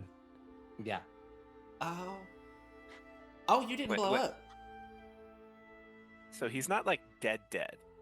I'm he's only not mostly like me. dead. Okay, so you're not corrupted like that. That's Right. slightly alive. Yeah, Slightly alive, yeah. Alex. yeah, that's kind of alive. I'm slightly instead. alive. So Ezra, for clarification, And he kind of scratches the skeleton on the head. it used to be once upon a time when his skeletons touched me, they would explode. So, we were just kind of testing if that's the kind of corruption you were talking about, because he would have exploded. That's a weird kind of corruption. I've only seen the kind of corruption that is like kind of pro skeleton. We're not I mean, we're pro skeleton in this household, but we're not pro negative energy plane. Yeah. Azrael, roll a I feel that. roll an Arcana or Religion check. Okay. Yeah, our boy here, his skeletons are a little different. 0. You think about it, you know nothing about skeletons. Yeah, I'm not really the smartest. I don't know how much about how You rolled a skeletons 0. work, You but actually lost. You're like, wait. they seem to like me a lot, and I mean, You're like, I think they're skeleton- cool. I think they're great. Like, yeah, skeletons. Those things inside us. That's it. That's all you know. Okay, well they 0. Literally. So thank goodness they don't. Okay, so they don't blow up when they touch you, and you. I can do this. Mind if I borrow your skeleton? Oh no, go ahead. I haven't named that one yet, so. And I just activate Control Undead, so it needs to make a Wisdom save. The skeleton? Yeah. So DC 18. Because they're so good at They're so wisdom. wise. Yeah, what's your spell save, Azrael? My spell save is 20. The feature still says 18, so I don't think it's changed by the things that I have. I think it's still 18. He rolled an 8, so. Yeah. So, you control and seize power for it. As you seize power, the skeleton kind of starts to spasm a little bit. The glowing radiant runes etched on its body cease and stop glowing for a moment, and then burn black. As you force your power, your will, your necrotic energy to purge any radiant elements within the skeleton.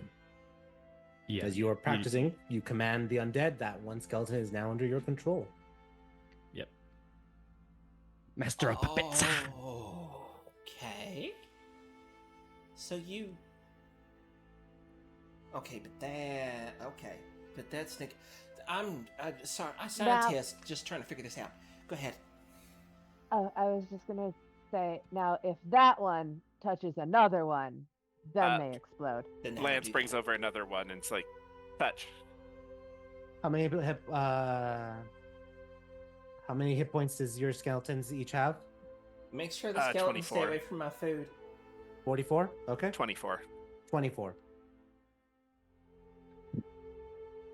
Those are some beefy skeletons. Wow.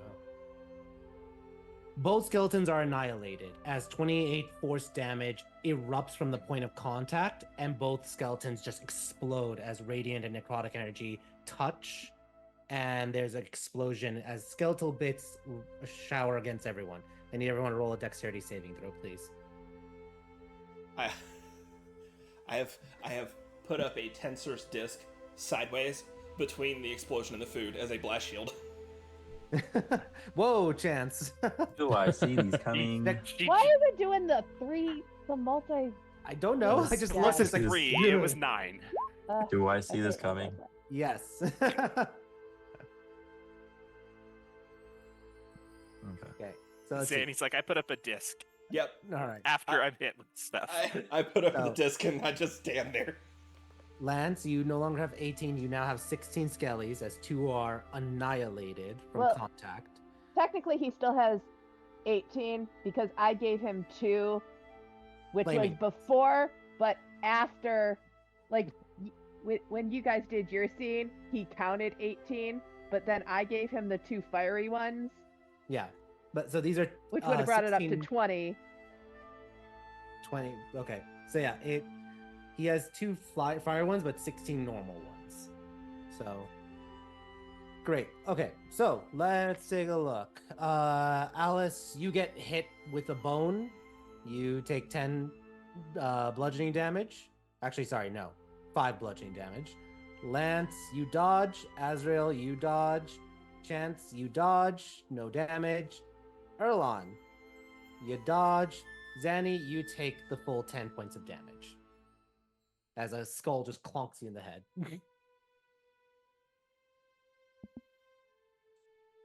What's everyone's reaction?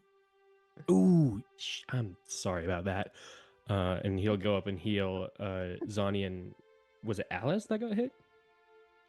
You just Who else? walk it. Revenos, what are you bringing into our fortress? Technically, that was Lance's. That wasn't even him. That Yeah, was that wasn't him. Lance's That stupid Lance did that. mistake. But Revenos brought him, which made Lance do that, and just Yeah, I agree with. I agree with said that. it was- Are you Fair. honestly going to blame me for Lance's shenanigans? Revenos, if I could blame you for everything that went wrong in this world, I would. Fair. I mean, there was shenanigans, but just new guy. That was what we were trying to tell you earlier about being careful with the skeletons and undeadness That- because they're Yeah. undead, but they're not the same kind of undead. And when they meet real undead, that's what happens.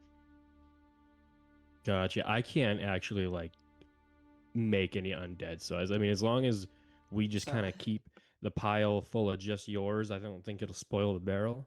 Alright, I mean- just anything that you ever take, don't ever touch any of his with it. Ho ho! Ow! Oof. Yeah. That's. Thank you for the demonstration. I've kind Yeah. of always been curious about that kind of stuff, but ain't never really seen an Oathbreaker in person. I must shoot you straight, kid. I still don't trust you as far as I can throw you, and you're twice the size I am, so that ain't very far. But first impression, I don't know about y'all. I kind of like him. Oh, he seems great. Oh, thanks, man. I like the cut of your jib too. Alice, you're on mute. Now, Oh, who's interested in some rum? oh, me. Oh, Always take some rum. You know what? I think I might have a drink. Fuck it. No, So- no. there was a shipment of rum that was on its way. And unfortunately, it got capsized in the monsoon. Oh. Unfortunately, it is now in the Water Dominion. No. And we suspect there is some foul play of some demons. Ooh. Your quest is to go and secure the shipment in the Water Dominion. Alice, this is the greatest rescue mission you could ever ask for. We're saving the liquor. We are saving the. I'm very excited to go save the liquor and then take all of the liquor for my own. Not excited to go back to that cold, cold plane. I will reward you with a crate, but the rest need to go where they're supposed to go. Is it some kind of rare stock? Some And of what it are- is. And what are the rest of us rewarded with? Because that's clearly for Alice. I mean, the reward of friendship, as you all learn more about Azrael's capabilities. Yeah, the reward of it. Hell, I usually kill demons for free. Don't tell him that. Hmm. But when you return, we'll then have you all, or Gaith will then talk to you all about your next prophecies. Huh. Well, So, you all ready to travel to the Water Dominion? Got your swimsuit, Alice? Are you sending us? I can send you all. Okay. Then that way I can send us home, so we don't have to wait a day. well, let Yes. me go. Let me go fix my formulas up real quick. Mhm. What do y'all This will think? be- Do we have extra gloves? No, I didn't get any extra pairs. Dang. Sorry, we That's have. okay. We can just we tie have, him to us and drag him along. Yeah, we have gloves to help us swim if we're over there. Yes. Speaking of which, Chance, you've never been to the Water Dominion. Do you prefer to... Do you have any swimming clothes, or are you okay with how you are? I probably have a swimsuit somewhere. Up to you. But prepare yourselves, and I will teleport you nearby, where I have ascertained where the ship has gone down. It is, I will mention, it is near the Timeless Waters, or not Timeless Waters, that's a different area, the Water Dominion. It's near the Waters of Aging, so be careful. So the opposite of the Fountain of Youth. No. I said near, not that it is. You won't age unless you continue past the part where the ship is wrecked. Is there like a clear line in the water where it's like if you go past here, you will become old and decrepit? Past the ship. Past the ship. Don't go past the ship. Don't go past. Right. Yep. Don't go past the ship. Yeah, right where the water starts to turn old. You know, easy to tell. Yeah.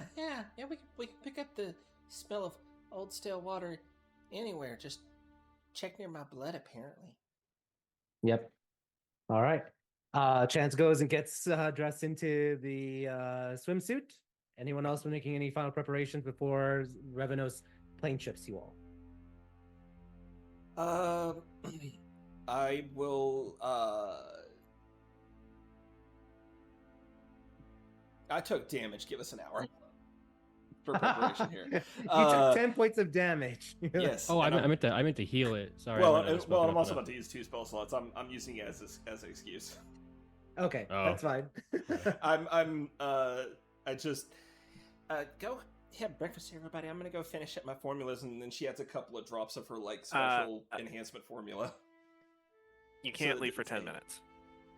10 minutes. I can't leave for Yeah. 10 minutes. Well, if you want to be able to breathe underwater when we get there. Oh, well, I mean, I can. I was gonna. I can do that too. Yeah. Oh, I was going to do it as a ritual so we didn't have to burn spell slots. Yeah, I get you. I prep it as a backup too, just in case something happens to one of us. Good call. Yeah, I like to have backups. But everybody go eat up. And she's casting aid on the breakfast at level 5, so everybody gets 20 max HP. Ooh, 20 max, nice. All right. An hour goes by. You all get your short rest, and when you come back, Revenos is ready to cast Plane Shift. Does anyone have anything else before he does it? No. All right. He casts Plane Shift, and you all are pushed through the dimensions, pass through the Divine Gate, and emerge in water. Just immediately submerged as you pop into existence within the water dominion and all of its infinite ocean, seas, and liquids. You're floating there, and do you guys know, as he tells you, wherever you appear, you're about 30 minutes away. You all start swimming, and I'm going to ask for everyone roll athletics checks for me. You bring Little Red. Okay. And if this is for the, you're talking about just for the swimming part of it. Yep. So everybody, but I think it's everybody but Azrael can add +5 to it as well because The of the +5? gloves of swimming. Yeah, because of our gloves. Yeah, I would say. All right. Thankfully for the +5, because Chance and Zanny. Just keep swimming. Just keep swimming. I rolled Yeah, low you as guys- hell. So everyone, like Alice, you are just like swimming like crazy. You describe There's liquor. how Alice is swimming. I just drank liquor and coffee for breakfast, and that's basically like all I had. So I'm Liquor, I barely know her. Erlon, there's nobody in the world that you barely know that you wouldn't lick. All right. Hey. Damn you. Like a fish God. in water. Like She is like a fish, and she's mostly just unhappy about being here, and there is a light at the end of this tunnel, so rum. rum. Just she swims very elegantly, kind of like mocks Erlon because she's much better at swimming than him. Azrael, you are almost able to keep up with Alice with things despite your heavy armor. Lance, you're with like Erlon, you're doing good. You're just able to swim. There's no issues. You're swimming very, very well. Chance and Zanny, you guys are struggling a little bit, but able to keep up with them. There's no penalties or issues. What were you going to say, Chance? Never mind. Okay. Is there anything you guys are doing before you get close and you start to see the ship in the distance, kind of like floating, and you can almost see like there's a little bit of a current or a almost like a whirlpool, but like the side of it where the water is distinctly different. The whirlpool off to the Shit, you side. actually can tell that the water's older. I was joking. Mm-hmm. I'll take a moment before we get any closer to make sure we're all linked up telepathically. Okay. Zany, Describe should it we- to Azrael how the feeling is, because he's never been with this. Zanny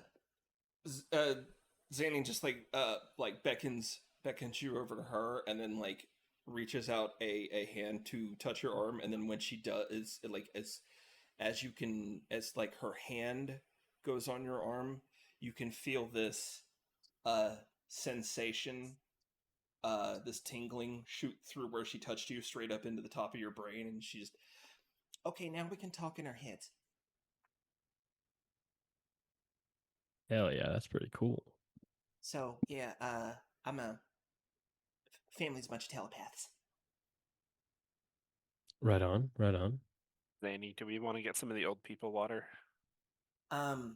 That's super risky, and I don't know that that's a great idea. Danny, and- we have bones. I mean, we do. I mean, we do have bones. I'd be worried they'd end up wasting away, that you'd end up wasting your bones, and I definitely don't want anybody that's not me or Erlon going into that water, even accidentally, because you short-lived people wouldn't come out of it. Alice has comments. What is she saying telepathically? So it's like automatically. I don't like. I know I'm short-lived, but you don't have to say it. I mean, we live kind of long. How old are you, Ezreal? I never asked you. I'm only 29. Got a good long life ahead of me. Oh, 16 children. You would Except know when that I'm that's dead. pretty much like 17 for Angelkin, who live to be 180. I'm 28 and I feel like I'm basically dead. You're all I literally am babies. basically dead. It's not really. It's kind of not that bad. It's not phase mom because you're like 17 years old to the other Angelkin. Yeah. I know death isn't that bad. Really, I just don't want to experience old age. No offense, Annie. Oh, none I mean, you're already there. Ow. If you need me, I will be right here, very far away from the old water. I have the ability to shoot things very far away. So I was gonna say Alice could literally hit them from here. Yeah, you could just snap him. I'll just be right here, very far away. Yell if you need me. Just Alice, stay within range where we I can need throw a you. dart at you.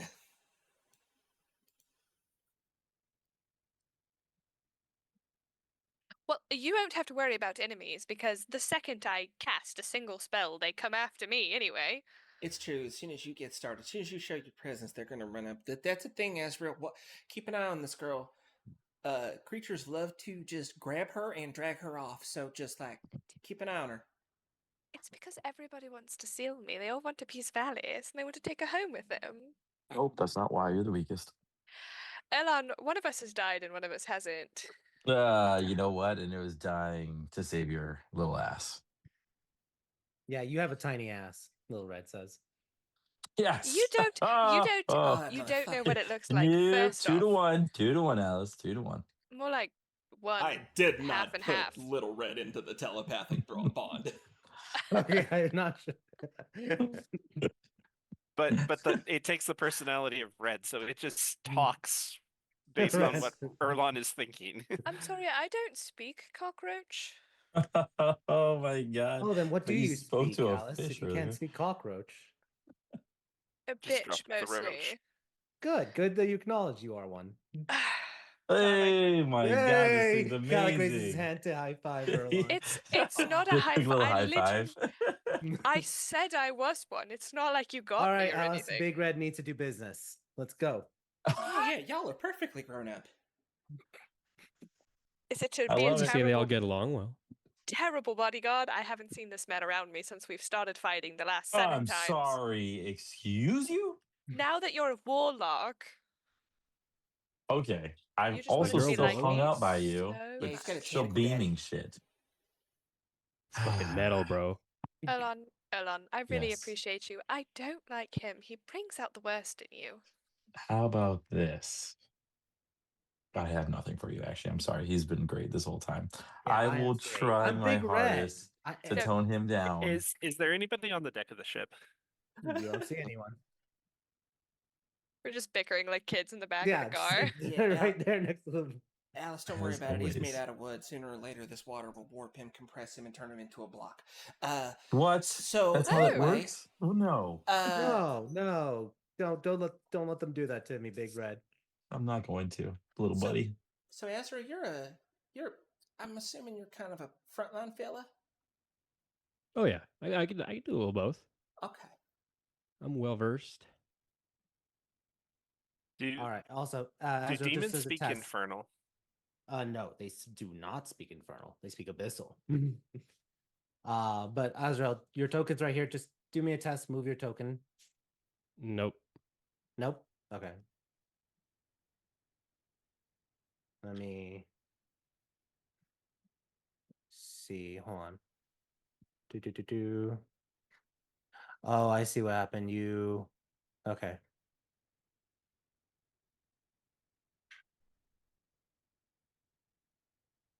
All right. Try now.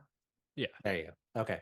There's in the journals. There's now 2 Azrael. Yeah, Azraels. but, like the That's first why. one wasn't working, and that's why I made the second one because it wouldn't let me edit the bio, the token image. Gotcha. No worries. So, That's why I was I'll like, wait, double checking. So delete that one okay. in a little while. So yeah, what are you all doing? Do we want them to come out here? Or do we want to go on the ship and fight them in the ship? I would rather fight them on the ship because even underwater, if they've somehow managed to make those cannons functional, I don't want to be on the receiving end. Well, there goes my plan, but that's fine. Your plan was being on the receiving end of the cannon? Yeah, wait a second, hang on. Well, no, I was just going to go with the standard insult them in a language they don't understand. Oh, well, Ah, gotcha. I could blast them. That usually makes them angry and come out. that doesn't I take prefer to I insult was- them in a language they do understand. I That's was why going to insult their mothers in like Celestial or something like that, so it really makes them mad. Or Infernal. Demons hate devils, so if we sound like a devil. Hate devils. There's too many of them. There he is. But they both hate angels, so yeah. Alright. Red Naz, real. Oh god, I'm already giving this kid a nickname. Someone stop me. So anyway, Azrael, you and Red maybe take up front. Like take point since, we actually Yeah, do this maybe we do this one with some thought. it's okay, Zanny. I was going to call him bro because I forgot his name already. Thanks, bro. That colloquialism has not yet been invented. We just We're did. inventing it. I mean, Let's I've first already start started with working on brother. silent rays. Now we're doing bro. First say brother. Like at least get that middle phase. We're in the ocean, so brah. Honestly, bro has been used since at least 1660. Bro, BRO. Yeah, take that. Yeah, that Yeah. sounds Shakespearean, honestly. Yeah. Is it Shakespearean? Oh, That's the time period. DM, I don't know why you're googling it. I would trust Like- the thespian over. Yeah, no, that one's an Yeah. effective I short mean, read that also, I believe. googled it. You didn't have to tell us that. She reveals her secrets. I know. If she doesn't know the answer, she will know the answer before we're done talking Yes, about she it. is the- She's Googling everything behind the scenes. It's and she'll I hate maintain her to not all know things. 150 tabs for it. Ah. Tim, can I, I'm gonna do it anyway. Oh, it's not that number. It's that number. What are you rolling? Just my ghosties. Okay, so you rolled a 6. No, I rolled an 8. I rolled a D8 the first time. The second time Ah. was a D10. Gotcha. Because I've upgraded. Gotta do the head Is that pop. is that the squirrel? No, Hakeem is 1, first off. This is Renoa. Is that the one you kept trying to set up on a date with Erlon? No, that's Aisha. No, okay. it might actually be Renoa. I can't remember. I think I It's wanted to Renoa. set. It was Renoa. I think she doesn't like you.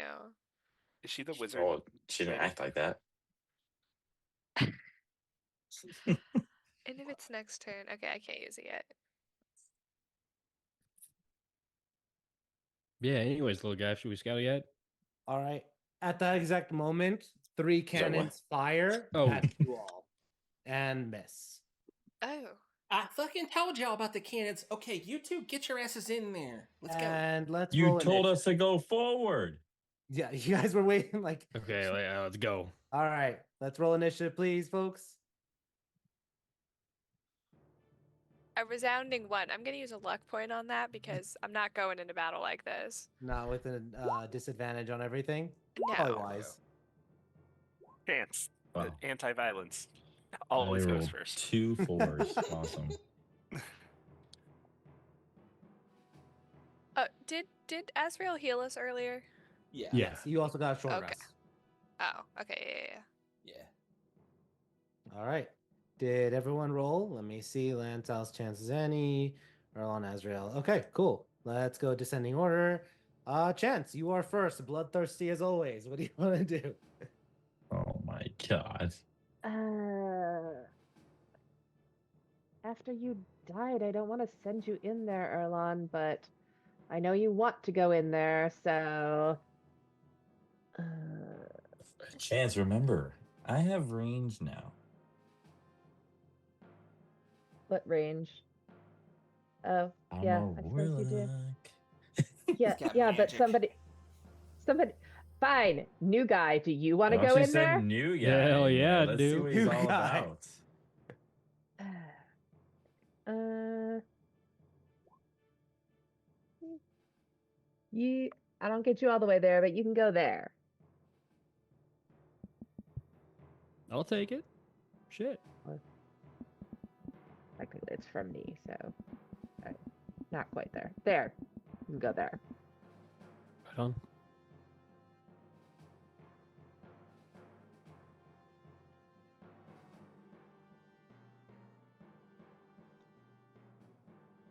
All right, move your token there. Perfect. You warp him over, and then anything else you're doing for your bonus action, Chance? Oh, I should have wished you good luck before you left. Don't Well, even need it. Good luck, Erlon. And you're gonna give. You I get can a take bardic. it. I'm giving you a bardic. All right. Just good luck. Yay. Do not fucking die. Awesome. Talking about the death. Damn. All right.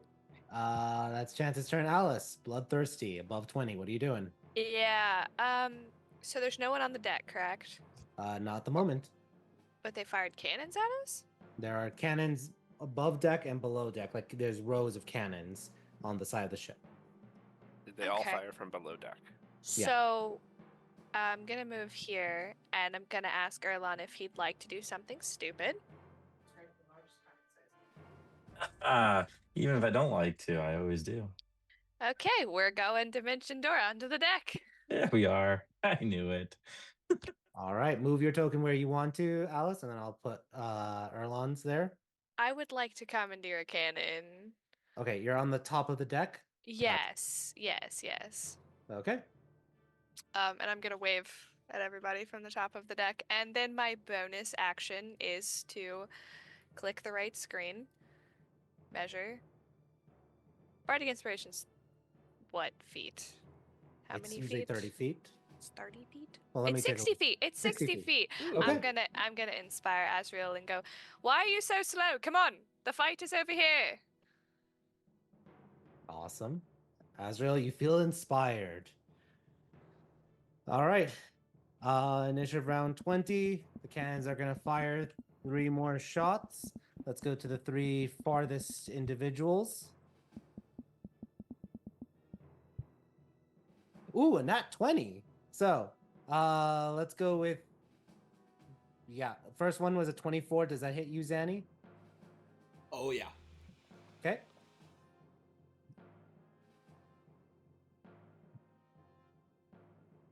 So that's cannons are 60-10, I believe. So you take 34 bludgeoning damage. Lance, that's a nat 20. So 60, 10 plus 60. What's the total? 93 points of bludgeoning damage to No, you. what's the total attack hit? 25. Well, that's just stupid. 93, you said? Yep. Just a cannon. What would normally obliterate a normal human, you hit it in your chest and you gasp and gag and feel all your ribs crack, but you don't die. Ow. And then, Chance, does a 15 hit you?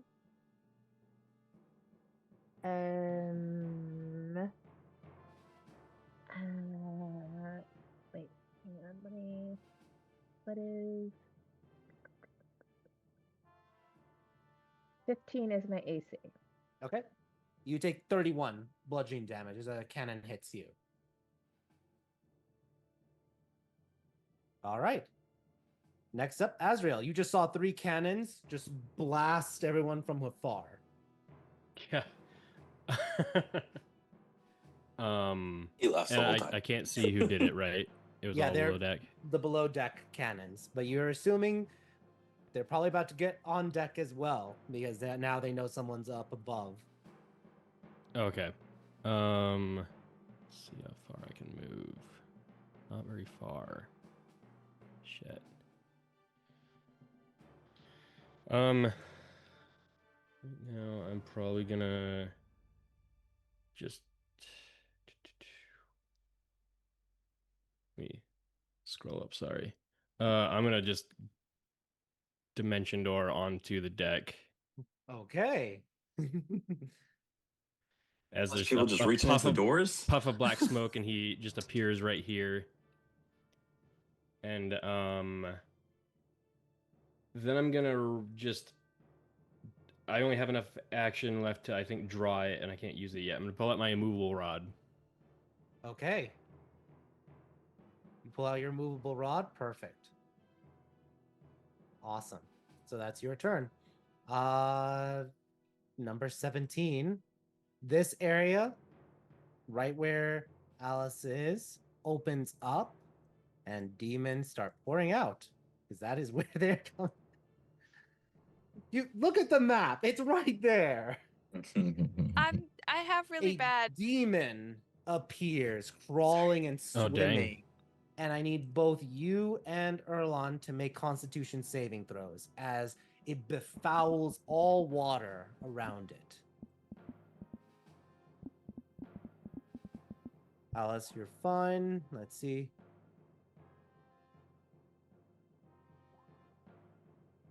And Erlon, you are not. Erlon, you are poisoned. And you take 12. We have an advantage against being poisoned. Oh, roll it again. I didn't know that was poison. My bad. Yep, no worries. Oh, that's better. 21. You both take 6 poison damage. As the creature emerges and with its hook-like arms just goes and starts attacking you both. It's to move over here. And yeah, let's do 2 claw attacks at Erlon and 1 bite at Alice. So claw does not have advantage, and then bite. All right, Erlon, 26 and 22 to hit, so you take 13 and 18 slashing. That is a total of 31 because you're not raging yet. Alice, it bites you, and does a 16 hit you? That's my AC. You take 44 piercing damage as it just rips into your arm and it just tearing with its bite attack. Oh. Okay. Yeah. And Azrael, you see a demon, creatures you are loathe naturally. Mm-hmm. But yeah, that's the. Can I silvery barb him? I was looking for my reactions. Okay, you want silvery barbs? I would respectfully like to because I'm not gonna make the mistake of hellish rebuking this demon. Okay. So let's see. Re-roll that again. Bite. What do you say to as it's about to bite your face and arm? Oh, to distract it. Hold on. Momentarily turning uncertainty into encouragement for another creature? What does that mean? Alice kind of like slithers to the side and she goes, "No, you don't want me. You don't want me. You want him." Well, that's a 22 to hit. So still. Okay. The 44 points of damage. You're like, not me, not me. Ah! As it rips into your arm. And your arm, again, normal human would probably die and have their arm ripped off, and also the poisonous befouled water would seep into your body. But you are a hero. Your anatomy is built differently. Let's go to Zanny then. Zanny, what are you doing as you see one demon has emerged? And also, yeah, Alice, who are you giving the advantage to? Oh, Erlon. Okay. On my anatomy. Zanny, you're up. I'm less concerned about the demon on deck and more concerned about the cannonball that cracked Lance so hard I heard it through water. Yep. And I look back at Chance and Lance and in both their heads. One of you's coming with me. Which one is it? Lance raises his hand. Good answer. You were coming anyway. Dimension. Just grab a hold of him. Can't heal you. I'm gonna get him away from these cans so he doesn't get blown in half. Yeah. Okay. So where are you dimension dooring, Zanny? We're going. Let's see. I need to. No. Yeah, that's well within range. We're going. Right over here, so that we're behind the cannons and behind Azrael, and behind Red, and behind Alice. All the way behind him. Perfect. So that's your action. What are you doing for bonus?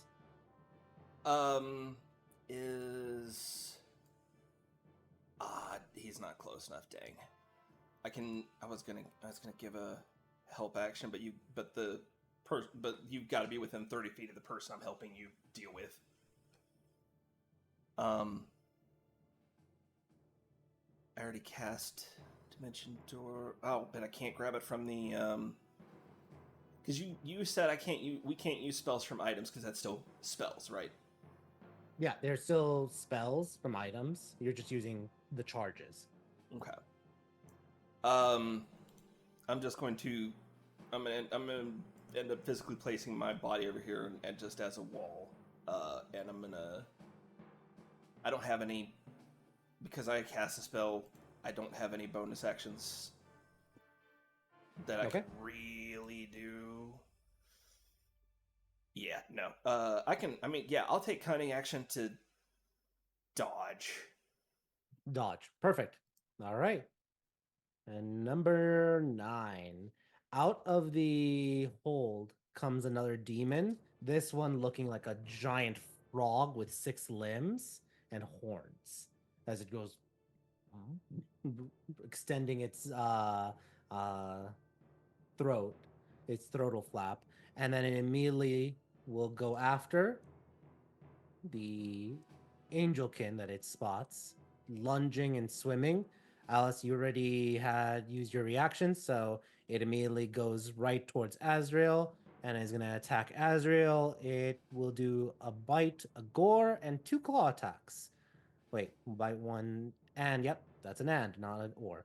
Okay, so first one is a bite. Second one is a claw, and a gore, and another claw. What's your AC, Azrael? 22. Okay, 28, 23, 16, and 14, so only the 28 and the 23 hit. Cool. I'll cast shield to block the 23. Okay, so only the 28 hits. Nice. Yeah. So you only take 20 piercing damage from its bite.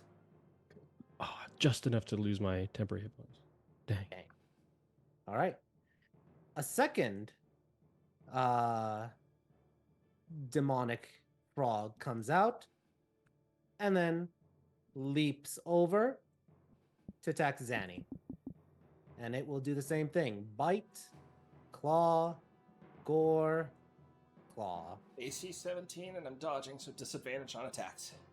That is great to know. So the first one, I'll count the bite is a miss.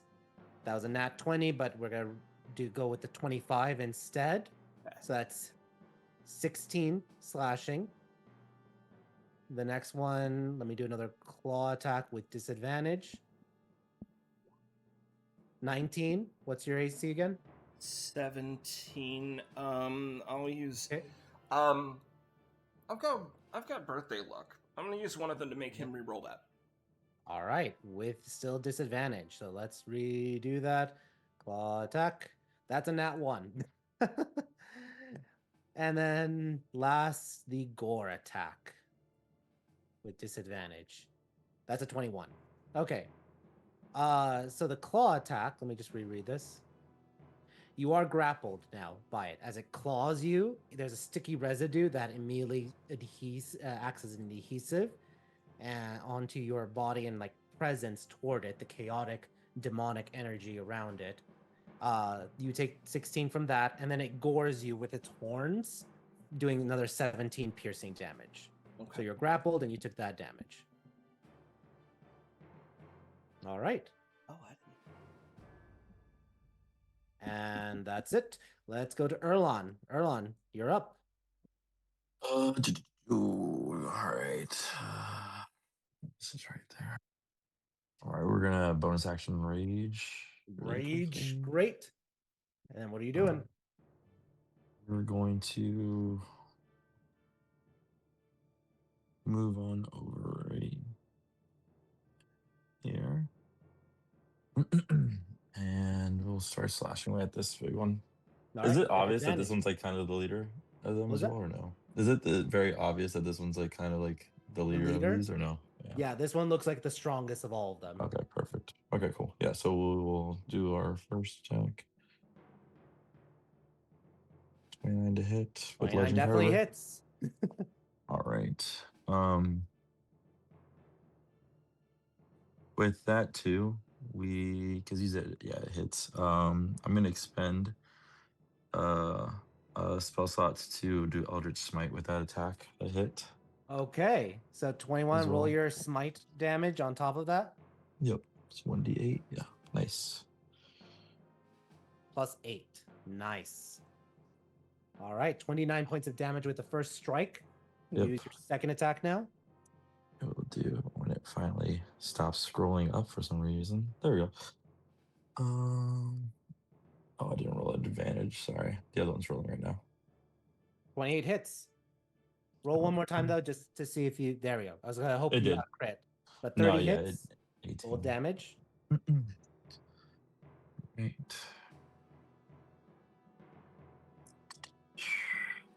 23 slashing and lightning damage. Mhm. Great. I will say, you notice that the lightning is doing damage, but not the full amount. So Oh. it is resistant to lightning damage. So instead of that 10, it's a Gotcha. 5 plus 13, 18. You're good there. Okay. Cool. Great. Those are your two attacks and bonus action. Yep. And You're all good. Yep. Lance, it is your turn. What are you doing?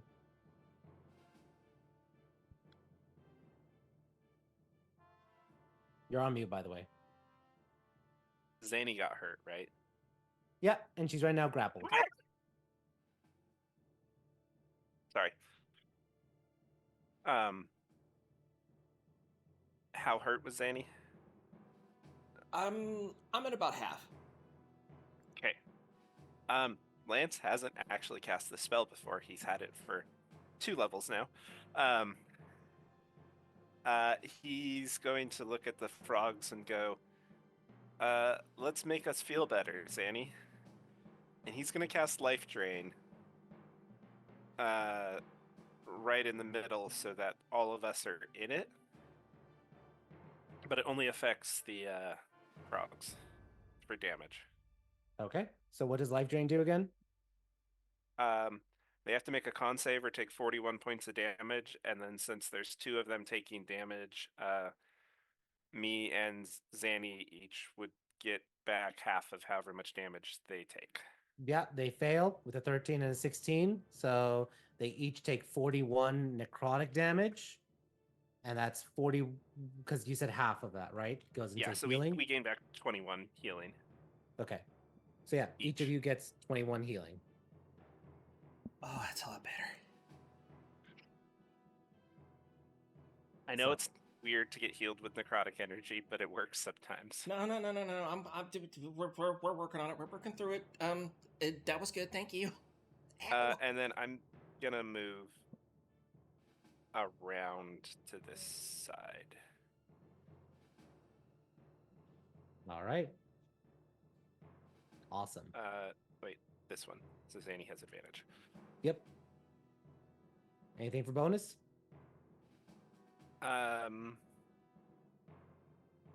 I insult their mothers in Infernal. They do not seem to understand. So, but that's fine. Top of the round 2. Chance, what are you doing? Okay, I will move toward the boat. Um,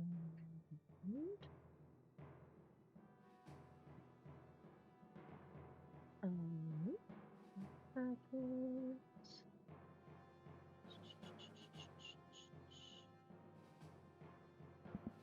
Looking for a cell.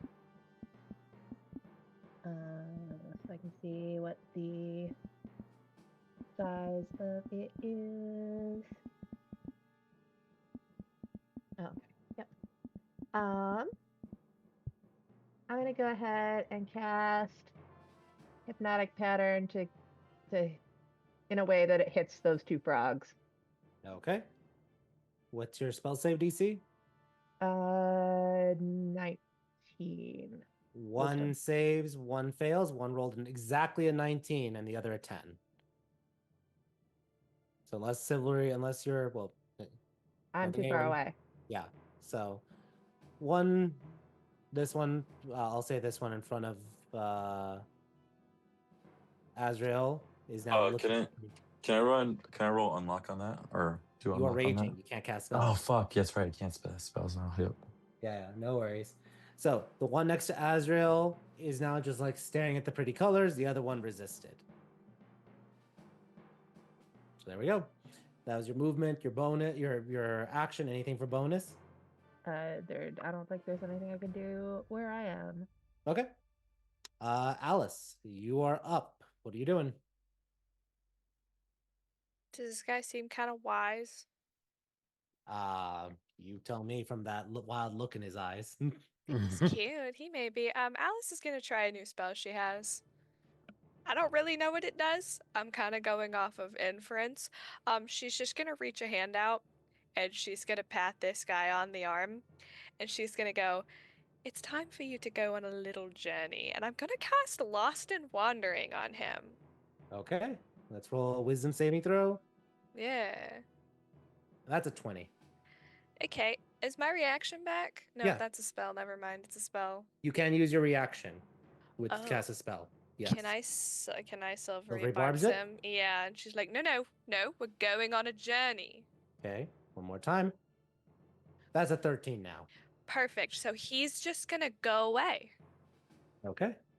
Okay, now what I need specifications for, DM, it doesn't say that if you attack him, he is brought out of this, correct? Wait, let me read this spell. As the lost spell, and in addition to forgetting all navigation skills and landmarks, target is compelled to wander off at a walk, attacking only in self-defense. Target must make a wisdom saving throw, and if that saving throw fails, the spell removes all memory of particular locations, as well as even well-known ones, such as locations for the city, home forests. After 16 hours, the target can make another wisdom saving throw. On a failure, the creature falls into an exhausted long rest. Yeah, it doesn't say anything about attacking or anything. Alice is just gonna go, Erlon, let him go. Yeah, Let him because go. he will attack in self-defense. So, Yes. Erlon, you're raging. Are you going to attack as it starts to swim away? Let him go. No, Let him I'm go. raging. Either make an attack if you're going to attack while he's... It's the most whiny rage I've ever heard. I'm fucking hitting him. Are you gonna, if you're going to attack him now, Erlon. Yes. It's not like it ends the spell, so I'm saving you. I know. But he will attack you again. Doesn't hit him. Did you use your 15. advantage last time? I did not. Or I did use my advantage before. Did you use your bardic inspiration? I did not use my bardic inspiration yet. I have yours and chances still. No, you can only have one bardic inspiration at a time. Oh, never mind. So yours. Actually, yours is better, yeah. I did give it to you. Yeah. Yeah. So you do attack him, so that immediately stops him in his tracks. Even though you didn't hit, it says attack in self-defense, not that if it takes damage. So now it's re-engaged, wanting to attack Erlon. So with the D8 also, does that still not attack him? It's D10. Oh, D10 to Yeah, this roll a than I d10 am. if you want to add that onto it. Correct. Go At least it'll ahead. be worth roll. it, hopefully. So it'd be 20 to hit him. Yeah, that hits. Roll damage.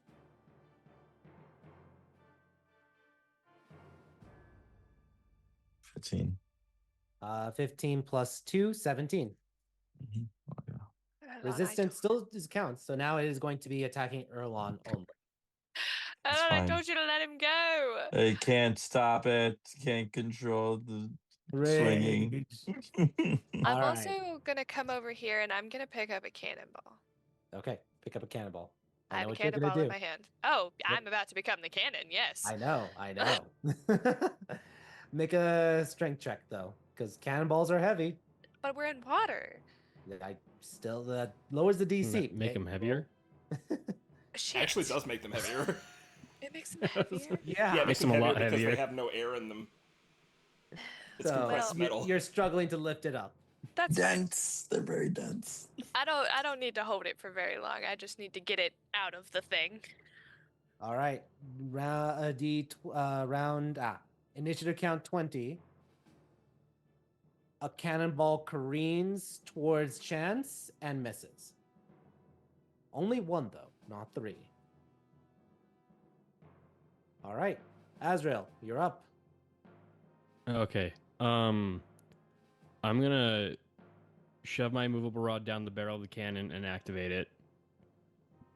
And Okay. then I'm just gonna look at Zanny and Lance and be like, run away from this thing and then light it. And Oh. or Okay, maybe just in that's an case, I idea don't know. too. We'll just keep that as it's like a backup. I don't know. And then as a bonus action, I'm gonna cast Shadow Blade at 5th level. Okay. How's the rum? But okay, you cast Shadow Blade, and you're gonna strike this thing. Are you gonna? If you move that far, you will provoke an attack of opportunity. That's So- fine. And I'm not striking anything. I used my action to activate the move rod and then just summon the Shadow Blade as a bonus Gotcha. action. You summon it, and Yeah. the creature. Nope, is I meant gonna- to display the spell. Damn it. Yeah. Whatever. no Ignore worries. that. And it tries to claw you and misses with a 12. Okay. So you're good there. All right. It is the Wasterlith's turn. The demon is just going to attack Erlon with a 1, and a claw, and a claw. 28, 14, 20 to hit. So the 28 and the 20 hit, doing 27 plus 25, 40, 52 points of damage. Halved is 26 points of damage to you, Erlon, because you're raging. And that's its turn. Zanny, you're up. Okay. Let me just one last check for. Okay, yeah, everybody's good. For bonus action first, I'm gonna go ahead and do a mass healing word. All right, mass Give healing. Everybody some extra. Let's see, 5th level, bam. So unfortunately, I think Chance is out of range, so everybody but Chance gets back 22. Nice. 22 healing. Just like Great. the the water gets lit up with this green algae for a moment. Just and then I see what Lance is setting me up for. I'm gonna go ahead and do that. I'm gonna take a couple of shots on this fella. Actually, I'll take 3 shots on him. All right, fire away. Just Are you and- sharpshooting? Yeah, yeah. We're talking point blank range with advantage. So yeah, I'm gonna do sharpshooter at it. Yes. Go ahead. This is plus 10 on top of all of them. So Yeah. I guess also Azrael, you'd notice like there's the only melee weapon that she's got on her is it has a gun attached to it. So she just whips out a revolver and starts blasting this thing in the midsection. okay.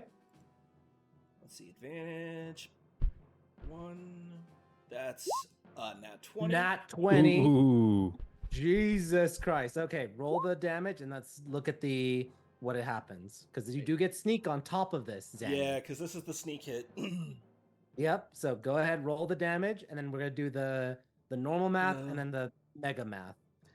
So Okay. 25 plus 2, 27, 37 from the actual damage. So that's 37. Now sneak is 2d6, so that's 2d6, so 12 12 more. plus 37, 49. And then the And then I do gun 2d8. is 2d8, which is 16 plus 49, 59, 67. And yeah, 67 points of damage with one kaboom. All right. Wait, no. Did that include the plus 10? Yes, that's all added together. That's sharpshooter added in. Cool. Now, second attack, 25 hits, roll damage. Looks like we're looking at The second 11 one is plus- 20, not 27. It's way less on the piercing damage. I rolled so bad. yeah, so 21 if I'm reading it correctly. 11 plus 10. Right? Yeah. Whoa. Oh no. That's the critical it added on. Sorry, it added its own critical. Okay. Let me roll this. There's the second damage. 18 plus 10, so 28. 28. Perfect. Now roll your third shot. All right.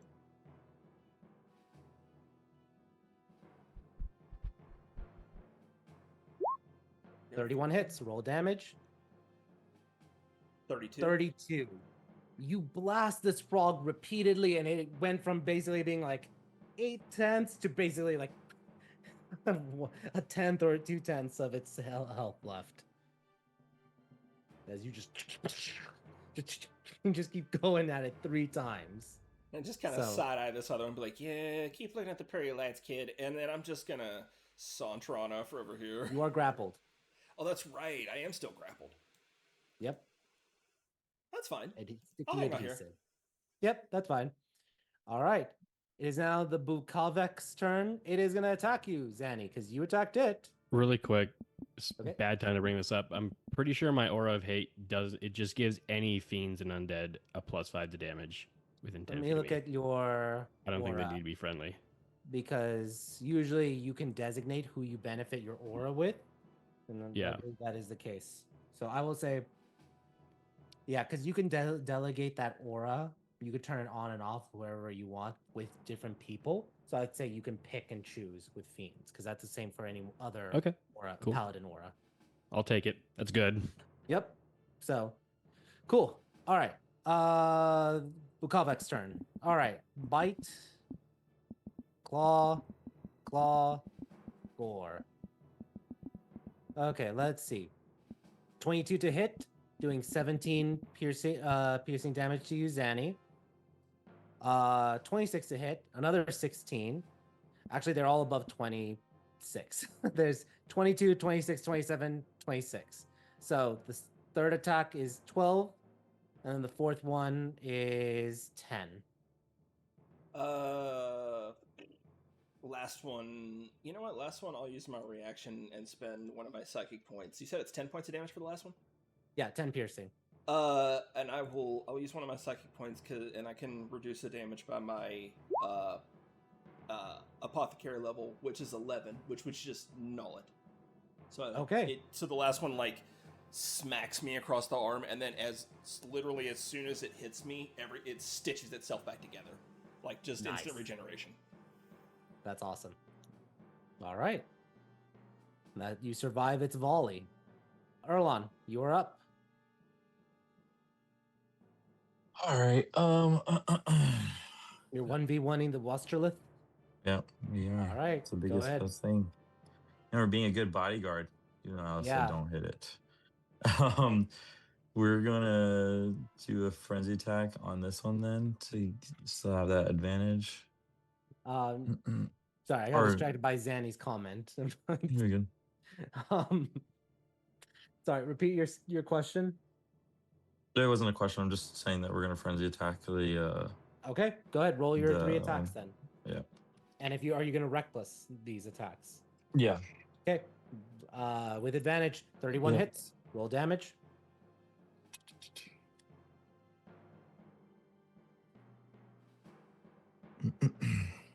Uh, 15 damage. Okay. Roll second attack. Hold With on. advantage? It did one roll on that one. Yep, roll it again because we want to see if you crit. Yep. 25 hits, roll damage.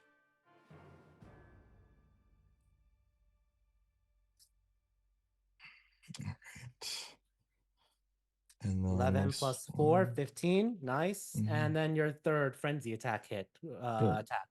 Let's see. And then 20 with hits. this one, I'm gonna do another Eldritch Smite. my last. Yep, Eldritch Smite as Cool. well. Roll damage and then roll the smite. That's 8. Yeah.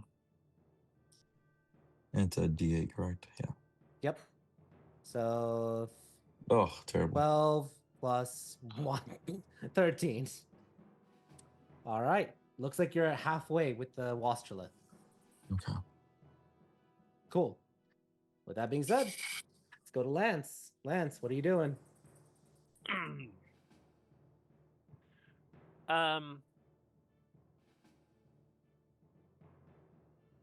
Well, first Lance is going to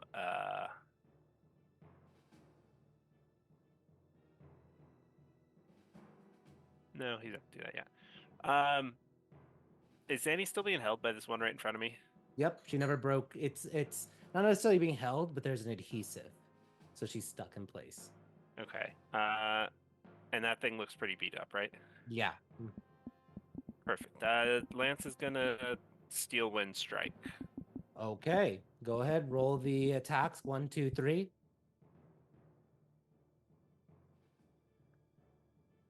22, 32, 30 hit. That's going to break this one out of the stupor. That's 36. You instantly kill this one.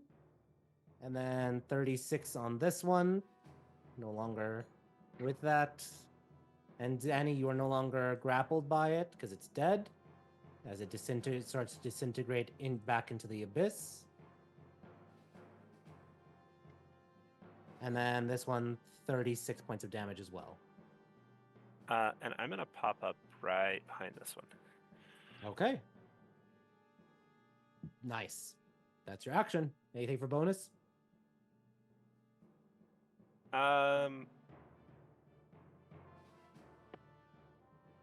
No, not this time. Cool. Round 3. Chance. I will.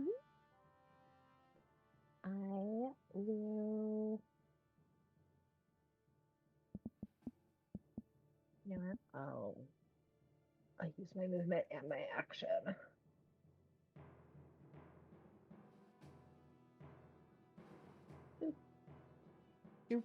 All right. You swim, dash. Anything for bonus?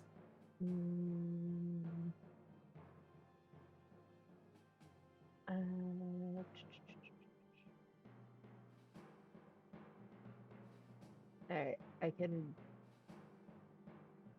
motivate Erlon again, even though he didn't use mine before because get doubled by Alice. So what do you yell at him to inspire him? Same thing I did before. That thing. All right. Yeah, there we go. Okay.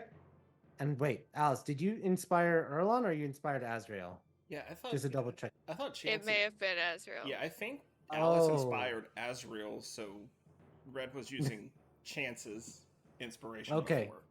Because I Okay. was When pretty he sure was he didn't have talking one for before, her. when he was talking before, he said that Alice, because he was asking all the questions of Alice. Yeah, which Correct. I thought it was her. That's why. no, it's I from asked. Chance. You got it from Chance. Chance is renewing it. Azrael, just note you have the inspiration. Yeah. Cool. All right. You inspire Erlon and Alice. It is now your turn. Where did that last cannon fire?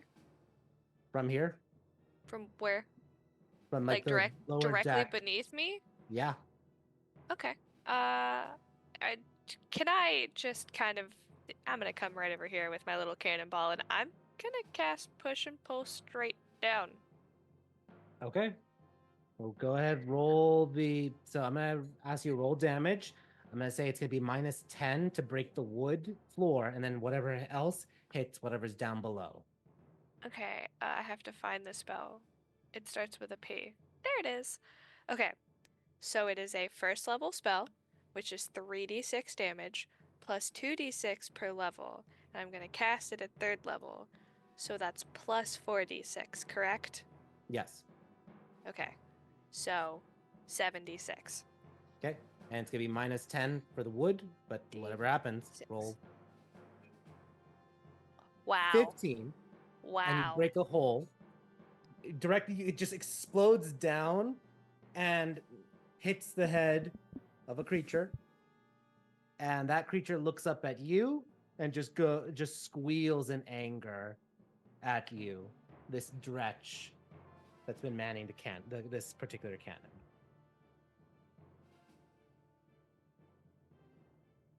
Wait, I can't hear you. Are you? Sorry, I muted myself. He's not up on deck with me, is he?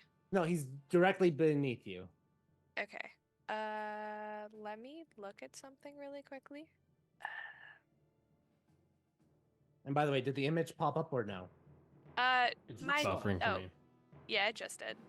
Okay. All right, so I just whacked this guy on the head. I'm going to just find myself another story.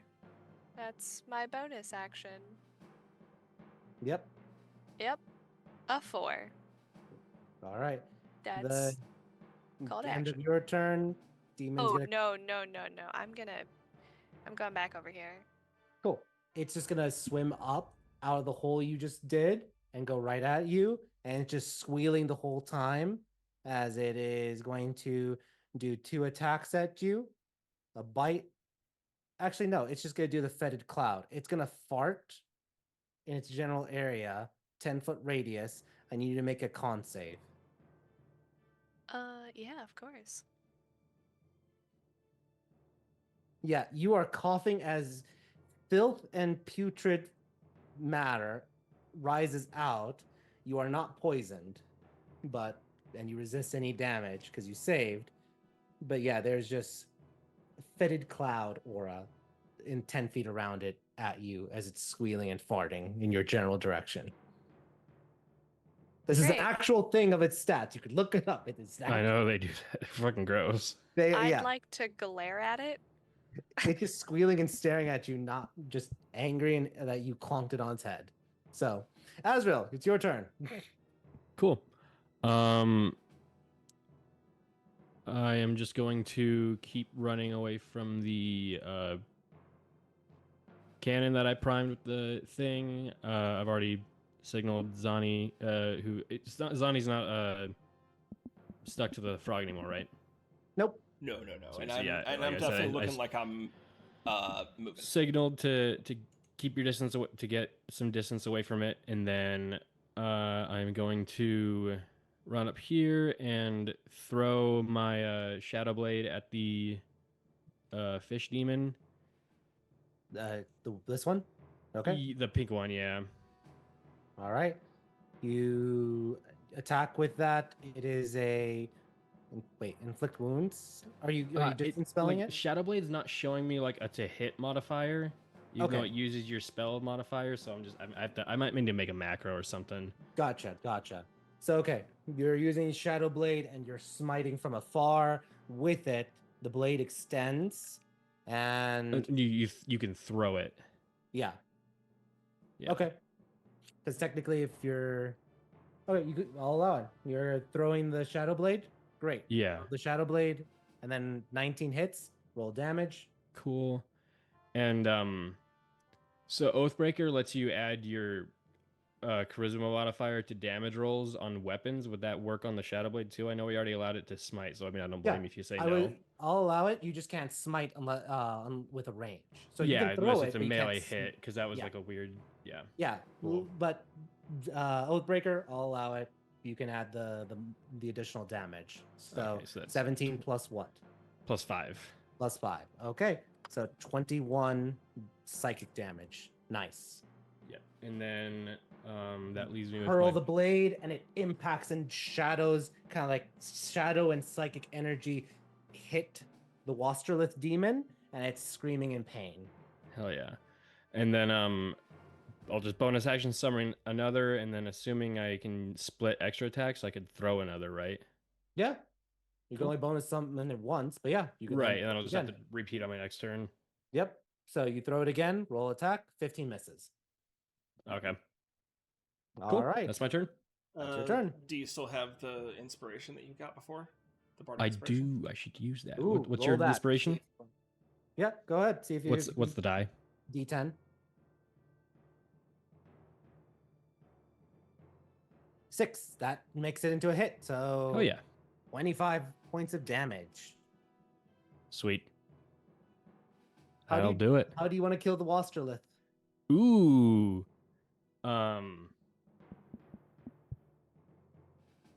He throws one shadow blade, just this pure like Vanta black fucking sword at it, sticks into it, summons another one, throws it, and just in abyssal tells it to go fuck itself. It understands, and as it screams, you know it will remember you, as it will maybe take years or months, days or centuries, but it will reform and remember who slayed it. This is the one right in front of us, right? Yep. Lance reaches out and grabs something out of the air and shoves it in a tiny cage, because I'm casting Soul Cage and stealing its soul. Is this a reaction? Ooh. Yes. Yeah, Soul Okay. Cage is fucking good.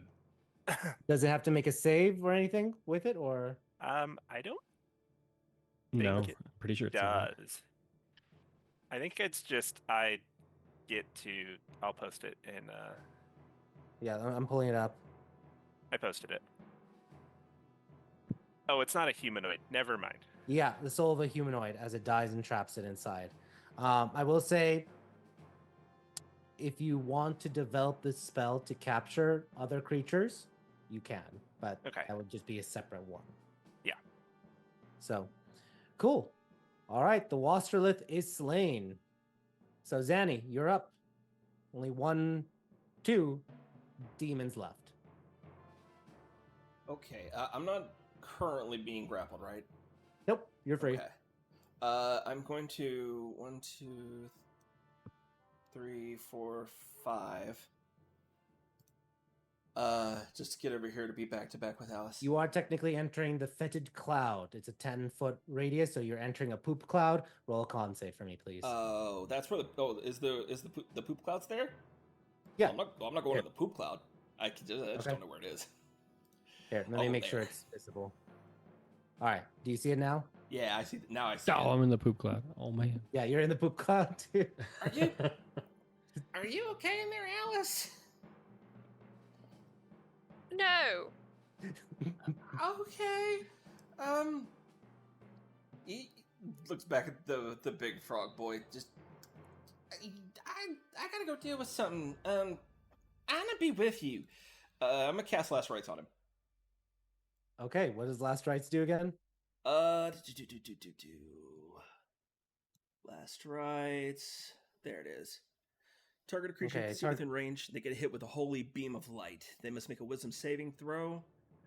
Disadvantage if it's a fiend. Yes. Yep. And the spell is maximized versus those targets as well. So save or fail it. I don't roll it. Just takes max damage. Okay, that's if it is. It's a wait. It's a save for half. Yeah, save or half. Let me do, and that's Wisdom. Let's roll for it.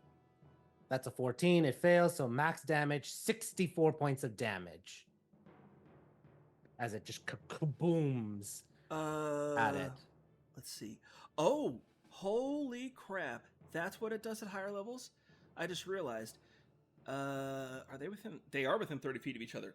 Yeah. Because I cast at a higher level, I can hit this guy too. He has to make a save at disadvantage or take 64 points of radiant With damage. its -1, it rolled a nat 20, but it's 21. It's 19 total, so it just goes kaboom either way. And the fetid cloud disappears. You hear an echoing squeal as it is blasted. All right, that's your action. Anything for bonus? Now I'll, since the cloud is gone, I'll go over here and I will. Yes, Amy. I will just kind of cock my head back down and be like, "You think you could help me wrap up this one over here? This one doesn't want to go down for some reason. And I'll give her help action. So Okay. advantage on your if you make an attack, you'll get advantage on your first one. Yeah. This demon is just saw what you just did and is just gonna bounce and just start swimming and fleeing. 80 feet. This way. Just get out of town. All right. Shoot it. Erlon. I'll give him a kablamistan on the way out. Okay, go ahead. Roll an attack. Let's see, not at advantage, normal roll, sharpshooter. 21. 26 hits. Well, 21. So nobody's engaged with it, so it's only 26 points of damage. Yep. All right. That's that. Erlon, you feasibly can't reach it, but do you do anything? Yeah. I mean, so Danny did not kill it right there? No, it's still swimming. Okay. Well, then I'll just move the little bit of feet and then Eldritch Blast it. Okay, so you're gonna drop rage and then you Yep. Eldritch Blast. So go ahead, roll your Eldritch Blast, 3 rays. That's gonna re-roll. That's nasty also because you pull it. So 26 hits, roll damage, Correct. and that's 10 feet towards you. Yep. And then do it again. 11, second attack, roll to hit. Mm-hmm.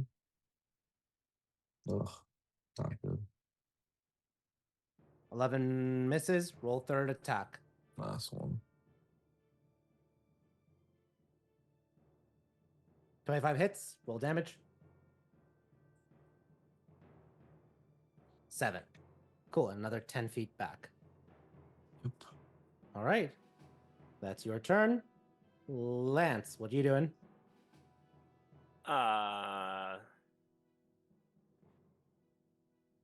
That guy looks very fireball-esque, but Lance also knows they're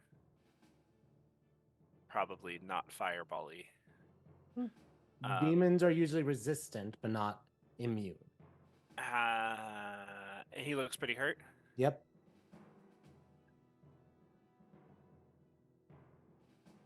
Lance is gonna dump his entire wand of magic missiles and cast a 7th level magic missile on him. Okay, so that's 6 plus 3, 9d4. So roll 9d4 plus 9. Okay. And we're about to end with this. So So 29. 29, and you obliterate the Bukavak. The battle is over. The rum is safe. As you peruse down, there's a lot of broken boxes as the demons were drinking all the special rum down below, but not all of it. You were able to save half of the entire shipment. And you take 1 crate for yourselves and return back to Revenos and have won the day against the demons. And Hell yeah. that's where we'll end tonight's session. Thank you all so much for playing. Thank you all so much for watching. Everyone enjoy the rest of your night. Till next time. Take care. Bye-bye. Good night. Me. You.